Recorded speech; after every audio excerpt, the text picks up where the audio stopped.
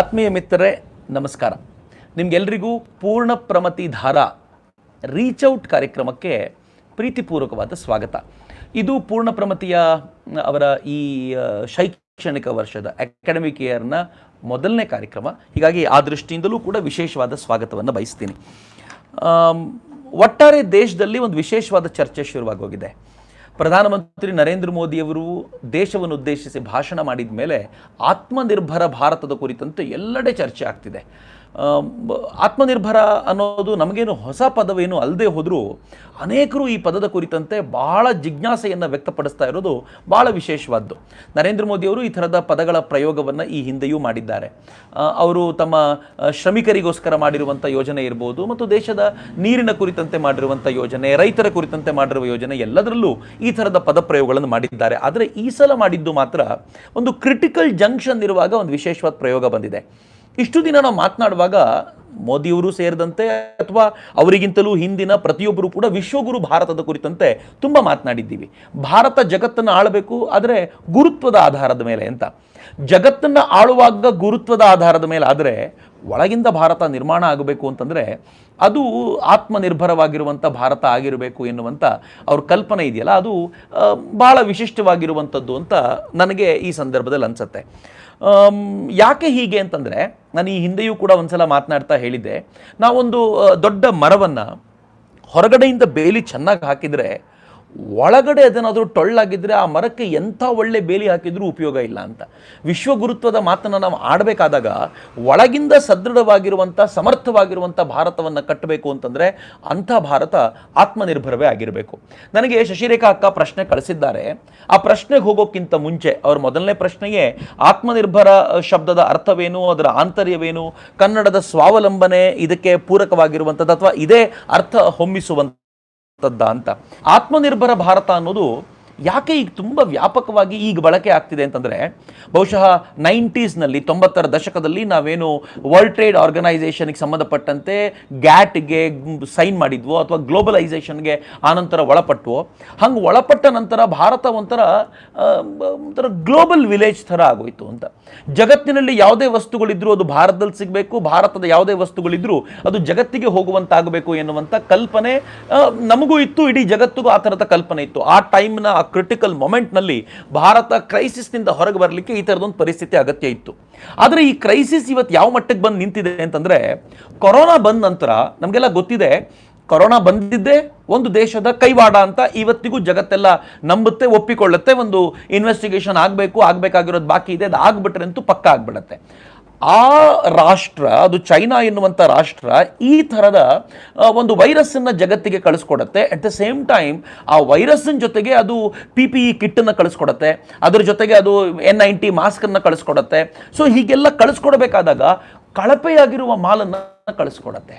ಇಡೀ ಜಗತ್ತು ಇವತ್ತು ಚೈನಾದ ಮೇಲೆ ಎಷ್ಟು ನಿರ್ಭರವಾಗಿದೆ ಅಂತಂದರೆ, PPE ಕಿಟ್ಗಳಿಗೋಸ್ಕರ ಜಗತ್ತೆಲ್ಲ ಚೀನಾ ನೋಡ್ತಾ ಇದೆ. ಯಾವ ಅಮೆರಿಕ ಕೆಲವು ವರ್ಷಗಳ ಹಿಂದೆ PPE ಕಿಟ್ಗಳನ್ನು ತಯಾರು ಮಾಡ್ತಿತ್ತೋ, ಅದು ಒಂದು ಹಂತದ ನಂತರ PPE ಕಿಟ್ಗಳನ್ನು ತಯಾರು ಮಾಡೋದು ತಾನು ಬಿಟ್ಟು ಎಲ್ಲ ಚೈನಾಕ್ಕೆ ವಹಿಸ್ಕೊಟ್ಬಿಡ್ತು. ಈಗ ಚೈನಾದ ಎದುರಿಗೆ ಕೈ ಚಾಚ್ಕೊಂಡು ಕೂತ್ಕೋಬೇಕು. ಎಷ್ಟು ವಿಚಿತ್ರವಾದ ಸಂಗತಿ ಅಂತಂದರೆ, ಅಮೆರಿಕಾದ ಮಿತ್ರರೊಬ್ಬರು ಇತ್ತೀಚೆಗೆ ಒಂದು ಲೇಖನ ಬರೆಯುವಾಗ ಹೇಳ್ತಾರೆ, ಅಮೆರಿಕಾದ ಕಂಪನಿಗಳು ಚೀನಾದಲ್ಲಿ PPE ಕಿಟ್ಟನ್ನು ಪ್ರೊಡ್ಯೂಸ್ ಮಾಡಲಿಕ್ಕೆ ಅಂತ ಹಣ ಹೂಡಿವೆ, ಚೀನಾದಲ್ಲಿ ಮಾಸ್ಕ್ ಪ್ರೊಡ್ಯೂಸ್ ಮಾಡಲಿಕ್ಕೆ ಹಣ ಹೂಡಿದೆ. ಆದರೆ ಅದೇ PPE ಕಿಟ್ಗಳನ್ನು, ಅದೇ ಮಾಸ್ಕ್ಗಳನ್ನು ತನ್ನ ದೇಶಕ್ಕೆ ಈ ಸಂದರ್ಭದಲ್ಲಿ ತರಿಸ್ಕೊಳ್ಳಿಕ್ಕಾಗದೆ ಒದ್ದಾಡ್ತಿದೆ ಅಂತ. ಯಾವ ಥರದ ಪರಿಸ್ಥಿತಿ? ನನ್ನ ದೇಶದ ಪರಿಸ್ಥಿತಿಯು ಇದಕ್ಕಿಂತ ಭಿನ್ನವಾಗಿರಲಿಲ್ಲ. ಈ ಕರೋನಾ ಟೆಸ್ಟ್ ಮಾಡುವಂಥ ಕಿಟ್ಗಳು ನಮಗೆ ಚೀನಾದಿಂದಲೇ ಬರಬೇಕು. ನಾವು ಈಗ ಹೊಸದಾಗಿ ಅಭಿವೃದ್ಧಿ ಪಡಿಸುವಂಥ ಪ್ರಯತ್ನ ಮಾಡ್ತಿದ್ದೀವಿ, ಏನಾದರೂ ಮಾಡ್ಬೋದಾ ಅಂತ ಆಲೋಚನೆ ಮಾಡ್ತಿದ್ದೀವಿ. ಆದರೆ ಆ ಕಿಟ್ಗಳೆಲ್ಲ ಅಲ್ಲಿಂದಲೇ ಬರಬೇಕಾಗಿರುವಂಥ ಸ್ಥಿತಿ ಖಂಡಿತ ಈಗಲೂ ಇದೆ. ಆದರೆ ದುರದೃಷ್ಟಕರ ಸಂಗತಿ, PPE ಕಿಟ್ ಯಾವುದು ಭಾರಿ ದೊಡ್ಡ ಟೆಕ್ನಿಕಲ್ ಅಡ್ವಾನ್ಸ್ಮೆಂಟ್ ಇರುವಂಥದ್ದೇನು ಅಲ್ವೇ ಅಲ್ವೋ ಅಂತ PPE ಕಿಟ್ಗಳಿಗೂ ಕೂಡ ಜನವರಿವರೆಗೂ ಭಾರತ ಚೀನಾದ ಮುಂದೆ ಕೈ ಚಾಚ್ಕೊಂಡು ಕೂತ್ಕೊಂಡಿರಬೇಕಾಗಿತ್ತು. ಮಾಸ್ಕ್ ಬೇಕು ಅಂತಂದಾಗ ಈ ದೇಶದಲ್ಲಿ ಮಾಸ್ಕ್ನ ಪ್ರೊಡಕ್ಷನ್ ಕಡಿಮೆ ಆಗೋಗಿದೆ, ಮಾಸ್ಕ್ ಇಲ್ಲ ಅಂತ ಹೇಳುವಾಗ ಈ ದೇಶ ಕೈ ಚಾಚ್ಕೊಂಡು ಕೂತಿತ್ತು. ಎಲ್ಲಿಂದ ಬರುತ್ತೆ ಅದು ಅಂತ ಹೇಳ್ಕೊಂಡು ಕೈ ಚಾಚ್ಕೊಂಡು ಕೂತಿರುವಂಥ ಪರಿಸ್ಥಿತಿ ಇತ್ತು. ಅಂಥ ಹೊತ್ತಿನಲ್ಲಿ ಭಾರತ ಆತ್ಮನಿರ್ಭರವಾಗೋದರ ಮಹತ್ವ ಏನು ಅಂತ ಡೆಫಿನೆಟ್ಲಿ ಅರಿತುಕೊಳ್ತು. ಆ ಹೊತ್ತಿನಲ್ಲೇ ಈ ದೇಶದ ಪ್ರಧಾನಮಂತ್ರಿ ಈ ದೇಶದ ಜನರ ಮುಂದೆ ಬಂದ್ಕೊಂಡು ಹೇಳಿದ್ದು, ಆತ್ಮನಿರ್ಭರವಾಗೋಣ ಅಂತ, ನಾವೆಲ್ಲರೂ ಬಲವಾಗಿ ನಿಂತ್ಕೊಳ್ಳೋಣ ಅಂತ. ನಾವೆಲ್ಲರೂ ಗಟ್ಟಿಯಾಗಿ ನಿಂತ್ಕೊಳ್ಳೋಣ, ಈ ದೇಶವನ್ನ ನಾವು ಬಲವಾಗಿ ಕಟ್ಟೋಣ ಅನ್ನುವಂಥ ಒಂದು ಚಿಂತನೆಯನ್ನು ಕೊಟ್ರಲ್ಲ, ಲೋಕಲ್ ಮತ್ತು ವೋಕಲ್ಗಳನ್ನು ಕನೆಕ್ಟ್ ಮಾಡಿದ್ರಲ್ಲ, ಅದು ಈ ದೃಷ್ಟಿಯಿಂದ ನರೇಂದ್ರ ಮೋದಿ ಅವರು ಹೇಳಿರುವಂಥ ಆತ್ಮನಿರ್ಭರತೆಯ ಚಿಂತನೆ ಅದು ಹೆಚ್ಚು ಕಡಿಮೆ ಅವರ ಆನಂತರ ಆ ಇಡೀ ಸ್ಪೀಚನ್ನು ಎಕ್ಸ್ಟೆಂಡ್ ಮಾಡಿರುವ ದೃಷ್ಟಿ ನೋಡಿದರೆ ಎರಡು ದೃಷ್ಟಿಕೋನ ಅದರಲ್ಲಿ ಸಿಗುತ್ತೆ. ಅದರ ಮೇಜರ್ ಅವರು ವ್ಯಾಪಾರಿ ದೃಷ್ಟಿಕೋನದಿಂದ ಮಾತಾಡಿದ್ದಾರೆ, ಅದರಲ್ಲಿ ಭಾರತವನ್ನು ಸ್ವದೇಶಿ ರಾಷ್ಟ್ರವನ್ನಾಗಿ ಮಾಡಬೇಕು ಅಂತ. ಎಟ್ ದ ಸೇಮ್ ಟೈಮ್ ಎರಡನೇದೊಂದು ಸಂಗತಿ ಇದೆ, ನೀವು ಗಮನಿಸಲೇಬೇಕಾಗಿರುವಂಥದ್ದು, ಈ ದೇಶ ಜಗತ್ತಿನ ಎಲ್ಲ ರಾಷ್ಟ್ರಗಳಿಗೂ ಸಂಕಟದಲ್ಲಿ ಸಹಾಯ ಮಾಡಿದೆ ಅಂತ. ಈ ದೇಶ ಜಗತ್ತಿನ ಎಲ್ಲ ರಾಷ್ಟ್ರಗಳಿಗೂ ಎಷ್ಟು ಸಹಾಯ ಮಾಡ್ತಿದೆ ಅಂತಂದರೆ, ಇಂಥ ಸಂಕಟದ ಹೊತ್ತಲ್ಲಿ ತಾವು ಬಲವಾಗಿ ನಿಂತುಕೊಂಡು ಯಾರ್ಯಾರಿಗೆ ಮಾಸ್ಕ್ ಬೇಕಿತ್ತೋ, ಯಾರ್ಯಾರಿಗೆ PPE ಕಿಟ್ ಬೇಕಿತ್ತೋ, ಕೊನೆಗೆ ಹೈಡ್ರಾಕ್ಸಿಕ್ಲೋರೋಕ್ವೈನ್ ಬೇಕಿತ್ತೋ ಅವರುಗಳಿಗೂ ಕೂಡ ಹೆಲ್ಪ್ ಮಾಡುವಂಥ ಪ್ರಯತ್ನವನ್ನು ಈ ದೇಶ ಮಾಡ್ತಲ್ಲ, ಅದು ಬಹಳ ವಿಶಿಷ್ಟವಾಗಿರುವಂಥದ್ದು ಅಂತ ನನಗೆ ಯಾವಾಗಲೂ ಅನ್ಸುತ್ತೆ. ಇದು ಒಂದು ಬಹಳ ಮುಖ್ಯವಾಗಿರುವಂಥ ಪಾಯಿಂಟು ಅಂತ. ಅದ್ರ ಜೊತೆಗೆ ನಾವು ಚರ್ಚೆ ಮಾಡಲೇಬೇಕಾಗಿರೋದು, ಇದು ಒಂದು ನಾವು ವ್ಯಾಪಾರದ ದೃಷ್ಟಿಯಿಂದ ಮಾಡಿದ್ವಿ, ಎರಡನೇದು ಸ್ಪಿರಿಚುವಲ್ ದೃಷ್ಟಿಕೋನದಿಂದ ಮಾಡಿದ್ದೀವಿ. ಅಂದರೆ ಜಗತ್ತಿಗೆ ನಮಗೆ ಕಷ್ಟ ಇದ್ದಾಗಲೂ ಕೂಡ ಜಗತ್ತಿಗೆ ಹೆಲ್ಪ್ ಮಾಡಬೇಕು ಎನ್ನುವಂಥ ದೃಷ್ಟಿಕೋನದಲ್ಲಿ ಈ ದೇಶದ ಪ್ರಧಾನಮಂತ್ರಿ ಮಾತನಾಡಿದ್ದಾರೆ. ಹೀಗಾಗಿ ಆತ್ಮನಿರ್ಭರ ಅನ್ನೋ ಪದಕ್ಕೆ ಸ್ವಾವಲಂಬನೆ ಎನ್ನುವ ಪದಕ್ಕಿಂತಲೂ ವಿಶಾಲವಾಗಿರುವಂಥ ಅರ್ಥ ಇದೆ ಅಂತ ನನಗನ್ಸುತ್ತೆ. Finding any problem? Okay, fine. ಮಿತ್ರರೇ, ನಾನು ನೆಟ್ವರ್ಕನ್ನು ಚೆಕ್ ಮಾಡ್ತಿದ್ದೆ, ನಾವು ಪ್ರಾಬ್ಲಮ್ ಅಂತ ಹುಡುಗರು ಹೇಳ್ತಿದ್ದರಿಂದ ಒಟ್ಟಾರೆ ನನಗಿರುವಂಥ ಪ್ರಶ್ನೆ, ಆತ್ಮನಿರ್ಭರ ಅನ್ನೋದು ಸ್ವಾವಲಂಬನೆ ಎನ್ನುವಂಥ ಸಾಮಾನ್ಯವಾದ ಪದಕ್ಕಿಂತಲೂ ವಿಸ್ತಾರವಾಗಿರುವಂಥದ್ದು. ಸ್ವಾವಲಂಬನೆ ಅನ್ನೋದು ನನ್ನ ಮೇಲೆ, ನನ್ನ ಕಾಲ ಮೇಲೆ ನಾನು ನಿಂತ್ಕೊಂಡ್ರೆ ಆಯಿತು, ಸ್ವ ಅವಲಂಬನೆ, ನನ್ನ ಮೇಲೆ ನಾನು ಅವಲಂಬಿಸ್ತೀನಿ, ಯಾರಿಗೂ ಅಲ್ಲ ಅಂತ. ಆತ್ಮನಿರ್ಭರ ಇನ್ನು ಸ್ವಲ್ಪ ಡೆಪ್ತಿಗೆ ಹೋಗ್ತದೆ.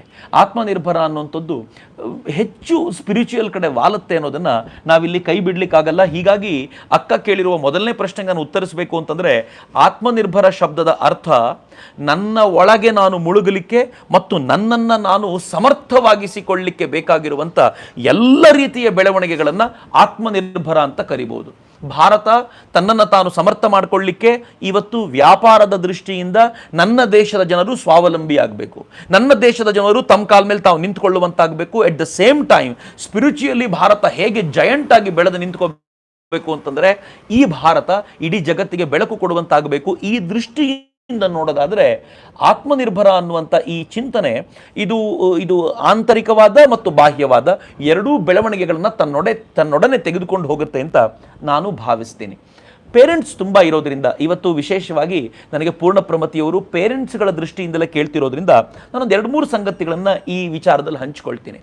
ಭಾರತೀಯ ಪರಂಪರೆ ಮಕ್ಕಳನ್ನು ಬೆಳೆಸುವಾಗ ತಂದೆ ತಾಯಿಯರಿಗೆ ಆತ್ಮನಿರ್ಭರತೆಯ ಚಿಂತನೆಯನ್ನೇ ಕೊಟ್ಟಿರುವಂಥದ್ದು ಅಂತ ನಾವು ಅನೇಕ ಬಾರಿ ಮರೆತು ಹೋಗ್ತೀವಿ. ಒಂದು ಸುಂದರವಾದ ಶ್ಲೋಕ ಅಥವಾ ಸುಭಾಷಿತ ಅಂತ ನೀವು ಕರಿಬೋದು. ಸುಭಾಷಿತ ಹೇಳುತ್ತೆ, ವೆರಿ ಪಾಪ್ಯುಲರ್ ಸುಭಾಷಿತ, ಲಾಲಯೇತ್ ಪಂಚವರ್ಷಾಣಿ ದಶವರ್ಷಾಣಿ ತಾಡಯೇತ್ ಪ್ರಾಪ್ತೇತು ಷೋಡಶೆ ವರ್ಷೆ ಪುತ್ರಂ ಮಿತ್ರವದಾಚರೇತ್ ಅಂತ. ಭಾಳ ಚೆನ್ನಾಗಿದೆ ಈ ಶ್ಲೋಕ. ಆತ್ಮನಿರ್ಭರತೆಯ ಸಂಕೇತವೇ. ಈ ಆತ್ಮನಿರ್ಭರತೆಯ ಸಂಕೇತ ಹೆಂಗಿದೆ ಅಂತಂದರೆ, ಅಟ್ಯಾಚ್ಮೆಂಟ್ ಮತ್ತು ಡಿಟ್ಯಾಚ್ಮೆಂಟ್ಗಳನ್ನು ಸಮ ಪ್ರಮಾಣದಲ್ಲಿ ಮಾಡಿಸಿ ಪ್ರತಿಯೊಬ್ಬ ಮಗುವು ತನ್ನ ಕಾಲ ಮೇಲೆ ತಾನು ನಿಂತ್ಕೊಳ್ಳುವಂತೆ ಮಾಡುವ ಪ್ರಯತ್ನ ಈ ಶ್ಲೋಕ. ಈ ಶ್ಲೋಕದ ಅರ್ಥ ಏನು ಅಂತಂದರೆ, ಒಂದು ಮಗುವನ್ನು 5 ವರ್ಷಗಳ ಕಾಲ ಲಾಲಯೇತ್, ಭಾಳ ಪ್ರೀತಿಯಿಂದ ನೋಡ್ಕೋಬೇಕು ಅಂತ. ಇನ್ಫ್ಯಾಕ್ಟ್ ನನ್ನ ದೇಶದಲ್ಲಿ 5 ವರ್ಷದವರೆಗೂ ಮಗುವನ್ನು ದೇವರು ಅಂತ ಕರೆಯೋ ಕಾರಣವೇ ಅದು. ಆ ಮಗುವಿಗೆ ಕಲ್ಮಶಗಳು ಯಾವುದೂ ಇರೋದಿಲ್ಲ, ಆ ಮಗುವಿಗೆ ಹೊರಗಿನ ಯಾವುದೇ ಕೆಟ್ಟತನಗಳು ಅದರಲ್ಲಿ ಬರದೇ ಇರೋದ್ರಿಂದ ಅದು ಪ್ಯೂರ್ ಭಗವಂತನಾಗಿಯೇ ಇರುತ್ತೆ ಎನ್ನುವ ಕಲ್ಪನೆಯಿಂದ ಲಾಲಯೇತ್ ಪಂಚವರ್ಷಾಣಿ ಅಂತ ಹೇಳ್ತಾರೆ. ಆಮೇಲೆ ಮುಂದಿನ 10 ವರ್ಷಗಳ ಕಾಲ ಬಡಿಬೇಕು ಅಂತ. ನನ್ನ ದೇಶದಲ್ಲಿ ಬಡಿತಾ ಇದ್ರೋ ಇಲ್ವೋ ಗೊತ್ತಿಲ್ಲ, ಆದರೆ ಮಗುವನ್ನು ಒಂದು ಹಂತ ದಾಟಿದ ನಂತರ ಗುರುಕುಲಕ್ಕೆ 10-12 ವರ್ಷಗಳ ಕಾಲ ಶಿಕ್ಷಣಕ್ಕೆ ಕಳಿಸ್ಬಿಡ್ತಿದ್ರು.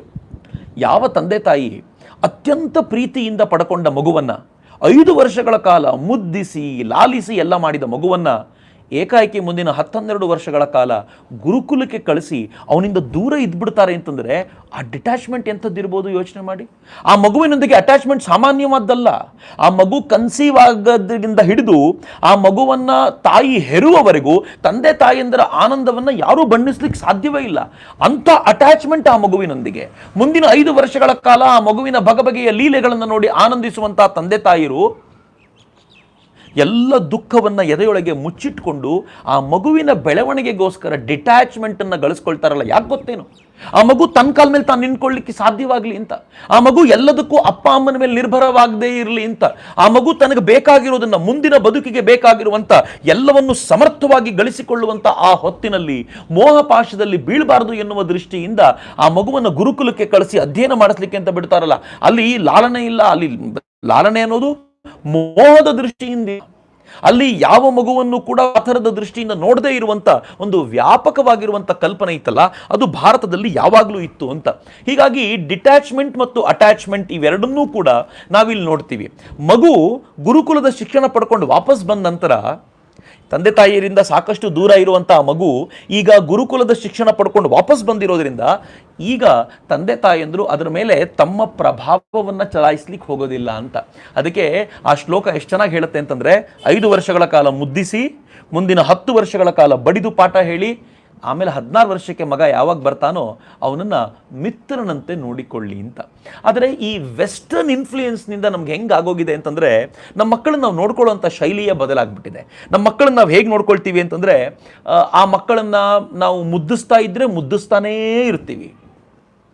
ಒಂದು ಹಂತಕ್ಕಂತೂ ಯಾವ ಲೆವೆಲ್ಗೆ ಹೋಗಿದೆ ಅಂತಂದರೆ, ಮಗುವನ್ನು ಹೊಡಿಬಾರ್ದು ಅನ್ನೋಂಥ, ಅಫ್ಕೋರ್ಸ್ ಹೊಡೆಯೋದು ಬಡಿಯೋದು ಅತ್ಯಂತ ಕೊನೆಯ ಹಂತ. ಆದರೆ ಈ ಥರದ ಸ್ಥಿತಿ ಬಂದಿದೆಯಲ್ಲ, ನಾವು ಎಷ್ಟರ ಮಟ್ಟಿಗೆ ಮಕ್ಕಳೊಂದಿಗೆ ಮೋಹಕ್ಕೊಳಗಾಗಿದ್ದೀವಿ ಅಂತಂದರೆ, ಆ ಮಗು 5 ವರ್ಷ ಆಗಲಿ, 8 ವರ್ಷ ಆಗಲಿ, 10 ವರ್ಷ ಆಗಲಿ, 12 ವರ್ಷ ಆಗಲಿ, ಅದರ ಜೊತೆಗಿನ ಅಟ್ಯಾಚ್ಮೆಂಟನ್ನು ಕಳ್ಕೊಳ್ಳಿಕ್ಕೆ ಸಾಧ್ಯವೇ ಆಗಲ್ಲ. ಯಾವಾಗ ನಮ್ಗೆ ಅಟ್ಯಾಚ್ಮೆಂಟ್ ಕಳ್ಕೊಳ್ಳಿಕ್ಕೆ ಸಾಧ್ಯ ಆಗಲ್ವೋ, ಆ ಮಗು ಸಣ್ಣ ವಿಚಾರಕ್ಕೂ ಕೂಡ ತಂದೆ ತಾಯಿಯ ಮೇಲೆ ನಿರ್ಭರವಾಗುತ್ತೆ. ಯಾವ ಮಗು ತಂದೆ ತಾಯಿಯ ಮೇಲೆ ಸಣ್ಣ ಸಣ್ಣ ವಿಚಾರಕ್ಕೂ ನಿರ್ಭರವಾಗುತ್ತೋ ಅದು ಆತ್ಮನಿರ್ಭರವಾಗಿ ಬೆಳೆಯೋದಕ್ಕೆ ಸಾಧ್ಯವಾಗೋದಿಲ್ಲ ಅಂತ. ಹೀಗಾಗಿ ನಾನು ಈ ಪೇರೆಂಟಿಂಗಿನ ವಿಚಾರವಾಗಿ ಎಕ್ಸ್ಟೆಂಡ್ ಮಾಡಬೇಕು ಅನ್ನೋದಾದರೆ, ನಿರ್ಭರವಾಗಲಿಕ್ಕೆ ಆ ಮಗುವಿಗೆ ಒಂದು ಸ್ವಲ್ಪ ಅವಕಾಶ ಮಾಡಿಕೊಡಿ ಅಂತ. ತನ್ನ ವಿಚಾರಗಳನ್ನು ತಾನು ಮಾಡಲಿಕ್ಕೆ ಸಾಧ್ಯವಾಗುವಂಥ, ತಾನು ಆಲೋಚನೆಯನ್ನು ವಿಕಾಸ ಮಾಡಿಕೊಳ್ಳುವಂಥ ಒಂದು ಪ್ರಯತ್ನಕ್ಕೆ ಅವಕಾಶ ಮಾಡಿಕೊಡಿ. ಇದಕ್ಕೆ ಆಗಲೇನೋ ಗುರುಕುಲಕ್ಕೆ ಕಳಿಸ್ಬಿಡ್ತಿದ್ರು, ಗುರುಗಳು ನೋಡ್ಕೊಳ್ತಿದ್ರು ಅಂತ. ಬಟ್ ಈಗ ನಾವು ನಮ್ಮ ಸ್ಕೂಲ್ಗಳಿಗೆ ಕಳಿಸ್ಕೊಡ್ತೀವಲ್ಲ, ಶಾಲೆಗಳಿಗೆ ಕಳಿಸ್ಕೊಡ್ತೀವಿ, ಪೂರ್ಣ ಪ್ರಮತಿಗೆ ಮಕ್ಕಳು ಹೋಗ್ತಾರೆ, ಅಥವಾ ಬೇರೆ ಬೇರೆ ಪೇರೆಂಟ್ಸ್ ಯಾರಾದರೂ ನೋಡ್ತಾ ಇದ್ದರೆ ಅವರವರು ಬೇರೆ ಬೇರೆ ಸ್ಕೂಲ್ಗಳಿಗೆ ಹೋಗ್ತಾರೆ. ಈ ಮಕ್ಕಳ ಜೊತೆ ಹೇಗಿರೋದು ಅಂತಂದರೆ, ಆ ಪೇರೆಂಟ್ಗಳು ತಮ್ಮ ಟೀಚರ್ಗಳ ಜೊತೆಗಿನ ಕೋಆರ್ಡಿನೇಷನ್ ಸ್ವಲ್ಪ ಚೆನ್ನಾಗಿಟ್ಕೊಳ್ಳಿ ಅಂತ. ಮಕ್ಕಳು ಅನೇಕ ಬಾರಿ ಮನೆಯಲ್ಲಿ ತುಂಬ ಸಂಭಾವಿತರಾಗಿ ಕಾಣ್ತಾರೆ. ನೀವು ಸ್ಕೂಲಿಗೆ ಹೋಗಿ ನೋಡಿದರೆ ಆ ಮಕ್ಕಳ ಜೊತೆಗಾರರಿಗೆ ತಕ್ಕಂತೆ ಆ ಮಕ್ಕಳು ಬಿಹೇವ್ ಮಾಡ್ತಾರಲ್ಲ, ಈ ಮಕ್ಕಳು ಹೇಗಿದ್ದಾರೆ ಅನ್ನುವಂಥ ನಿಜವಾದ ವಿಚಾರಗಳು ಗೊತ್ತಿರೋದು ಶಾಲೆಯಲ್ಲಿರುವಂಥ ಶಿಕ್ಷಕರಿಗೆ ಮಾತ್ರ, ಆಚಾರ್ಯರುಗಳಿಗೆ ಮಾತ್ರ. ಅಕಸ್ಮಾತ್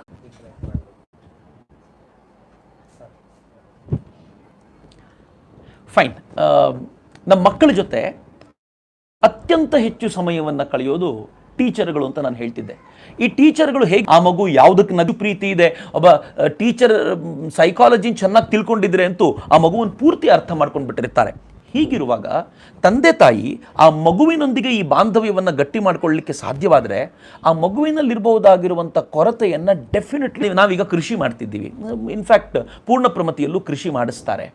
ಕೃಷಿ ಮಾಡುವಾಗ ನಾವು ಮಣ್ಣಿನ ಪರೀಕ್ಷೆ ಮಾಡಿಸ್ತೀವಿ. ಮಣ್ಣಿನ ಪರೀಕ್ಷೆ ಮಾಡಿ ಈ ಮಣ್ಣಿಗೆ ಯಾವುದರ ಕೊರತೆ ಇದೆಯೋ ಅದನ್ನು ಜೈವಿಕವಾಗಿ ತುಂಬಲಿಕ್ಕೆ ಪ್ರಯತ್ನ ಮಾಡ್ತೀವಿ. ಕೆಲವರು ಕೆಮಿಕಲ್ನ ಹಾಕಿ ಅದನ್ನು ತುಂಬುವಂಥ ಪ್ರಯತ್ನ ಮಾಡ್ತಾರೆ. ಯಾವುದರ ಕೊರತೆ ಇದೆಯೋ ಅದನ್ನು. ಯಾವುದರ ಕೊರತೆ ಮಣ್ಣಲ್ಲಿದೆ ಅಂತ ಗೊತ್ತೇ ಆಗದೆ ಹೋದರೆ ನಮಗಿಷ್ಟ ಬಂದಿದ್ದು ನಾವು ಸುರಿತಾ ಇರ್ತೀವಿ. ಮಣ್ಣಿಗೆ ಬೇಕಾಗಿರುವಂಥ ಆ ಒಂದು ಅಂಶ ಸಿಗದೆ ಇರೋದ್ರಿಂದ ಆ ಮಣ್ಣು ಫಲವತ್ತಾಗೋದಿಲ್ಲ, ನಮಗೆ ಬೇಕಾಗಿರುವಂಥ ಔಟ್ಪುಟ್ಟನ್ನು ಕೊಡ್ಲಿಕ್ಕೆ ಸಾಧ್ಯ ಆಗೋಲ್ಲ. Very simple. ಹಾಗೆ ನಮ್ಮ ಮಕ್ಕಳು ಕೂಡ ಇದ್ರದ್ದು ಒಂದು ಪರೀಕ್ಷೆ ಆಗಬೇಕಾದ್ರೆ ಯಾರು ಪರೀಕ್ಷೆ ಮಾಡ್ತಾರೆ ಗೊತ್ತೇ? ಯಾವಾಗಲೂ ಹ್ಯಾಪಸಾರ್ಡಾಗಿ ಮಲಗಿಸೋದು, ಬೆಳಗ್ಗೆ ಯಾವಾಗಲೂ ಏಳಿಸೋದು, ಹೆಂಗೆಂಗೆಂಗೋ ಆಗೋಗ್ಬಿಟ್ಟಿದೆ. ಹೇಗಾಗಿದೆ ಅಂತಂದರೆ, ರಾತ್ರಿ ಅದು ಸೀರಿಯಲ್ ನೋಡ್ತಾ ಕೂತ್ಬಿಟ್ರೆ ನಾವು ನೋಡ್ತಾ ಕೂತಿದ್ದೀವಿ. ಆ ಮಗುವಿನ ನಿದ್ದೆಯ ಸಮಯ 10 ಗಂಟೆ ಆಗಿರೋದನ್ನು ಒಂದಿನ 10:30 ಆದರೆ ಏನು ಪ್ರಾಬ್ಲಮ್ ಇಲ್ಲ ಅಂತ ಅಂದ್ಕೊಳ್ತೀವಿ.